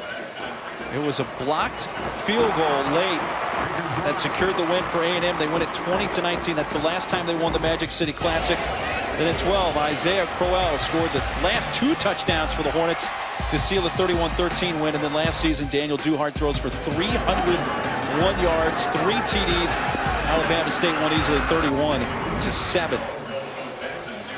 Will it come down to the leg of Preston Clark? And obviously, Alabama State would hope it doesn't, because that would mean they put the ball in the end zone here.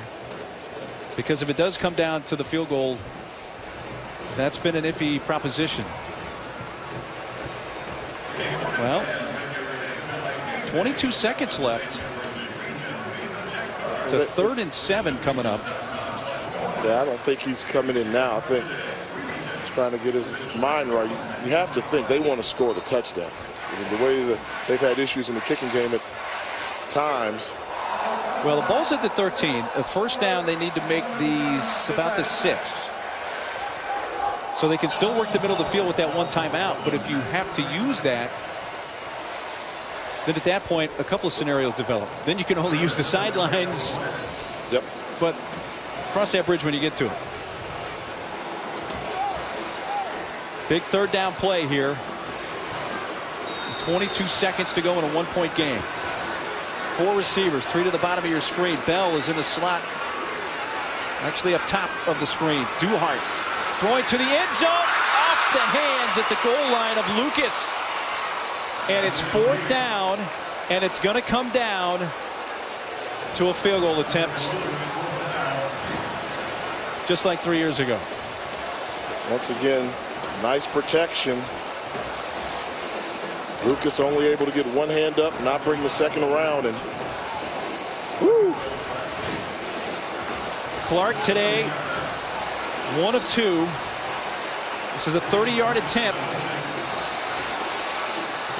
He missed from 36. They use a timeout. A&M has 2, so they use one of those 2. And of course, he skipped one in literally off the crossbar from 40. So let's take a look back. Kicking today, this was after the first score of the game, first possession, blocked extra point. Then on their second possession, a missed 37-yard attempt by Clark. Just snuck that one in on an extra point, and then a field goal that went off the crossbar and skipped through from 40 yards earlier in this quarter. So Preston Clark was a freshman out of Jacksonville, Florida. I think there are 2 things Alabama A&M can do. 1, bring pressure with Danny Johnson coming off the edge, number 7. And we know his kicks don't have a lot of trajectory. Have Anthony Lanier, your nose tackle, 6 feet 6 inches. Hard rush up the middle. 30-yard attempt in all likelihood for the game in this Magic City Classic.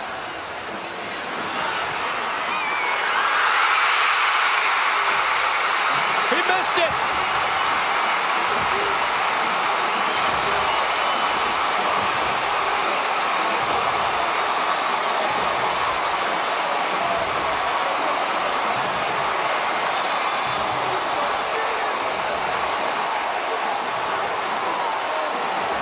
Flag comes out for the celebration, but it's not going to matter.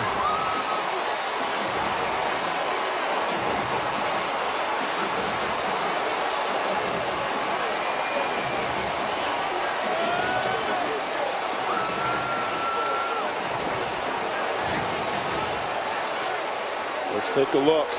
Good hold. Just lay left. Kicking too many knuckleballs. He's been kicking knuckleballs, and think he's excited. First time for James Spady in his first season as the head coach at A&M for this Magic City Classic.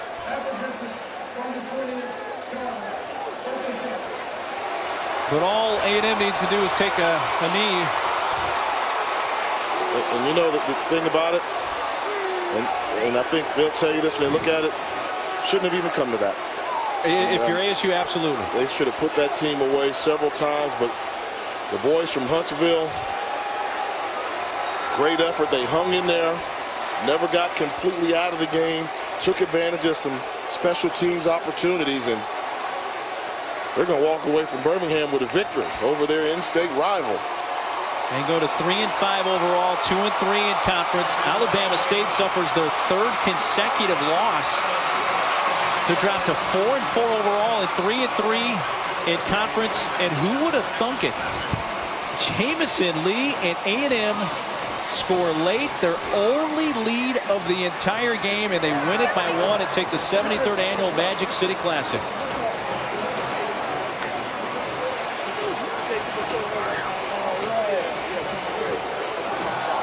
You know, they'll be able to look back and say, we broke the 3-game losing streak in the Classic. And for Alabama A&M, this has been a season of rebuilding, changing their identity, reestablishing themselves. And this is a victory that is going to put them over the hump and really make their campaign when you think about the 2014 football season. As you said, Jay, really should have never come to that for the Hornets. No, and you know, we don't say this too often, but I mean, Alabama State, I think, was a better football team. They had the better players out there. And normally, 99% of the time, the team that's bigger, faster, stronger wins. But in this game here today, rivalries, you throw it out the window, crazy things happen, and you saw it coming all throughout the game. And let's not forget, we said it earlier, we said, you just have a feeling that block extra point on the first drive was going to come into play. And we kept saying that. Make it hurt, and the A&M and they lose by 1.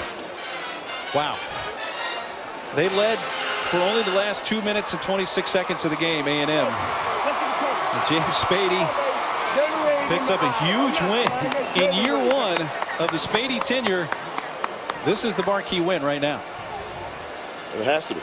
You know, and he said he heard about it. When we talked to him this week, we said, do you know how big this game is? And he said, you know, and he was an assistant coach at Grambling, so the Bayou Classic is a big one. And I told him this is real big. And he said, they've been telling him that. And I think he saw firsthand. Sports Center U coming up next. We've had a great Magic City Classic in Birmingham, and A&M wins it 37-36 over Alabama State. For Jay Walker, I'm Mark Neely. Thanks for sharing it with us so long from Birmingham.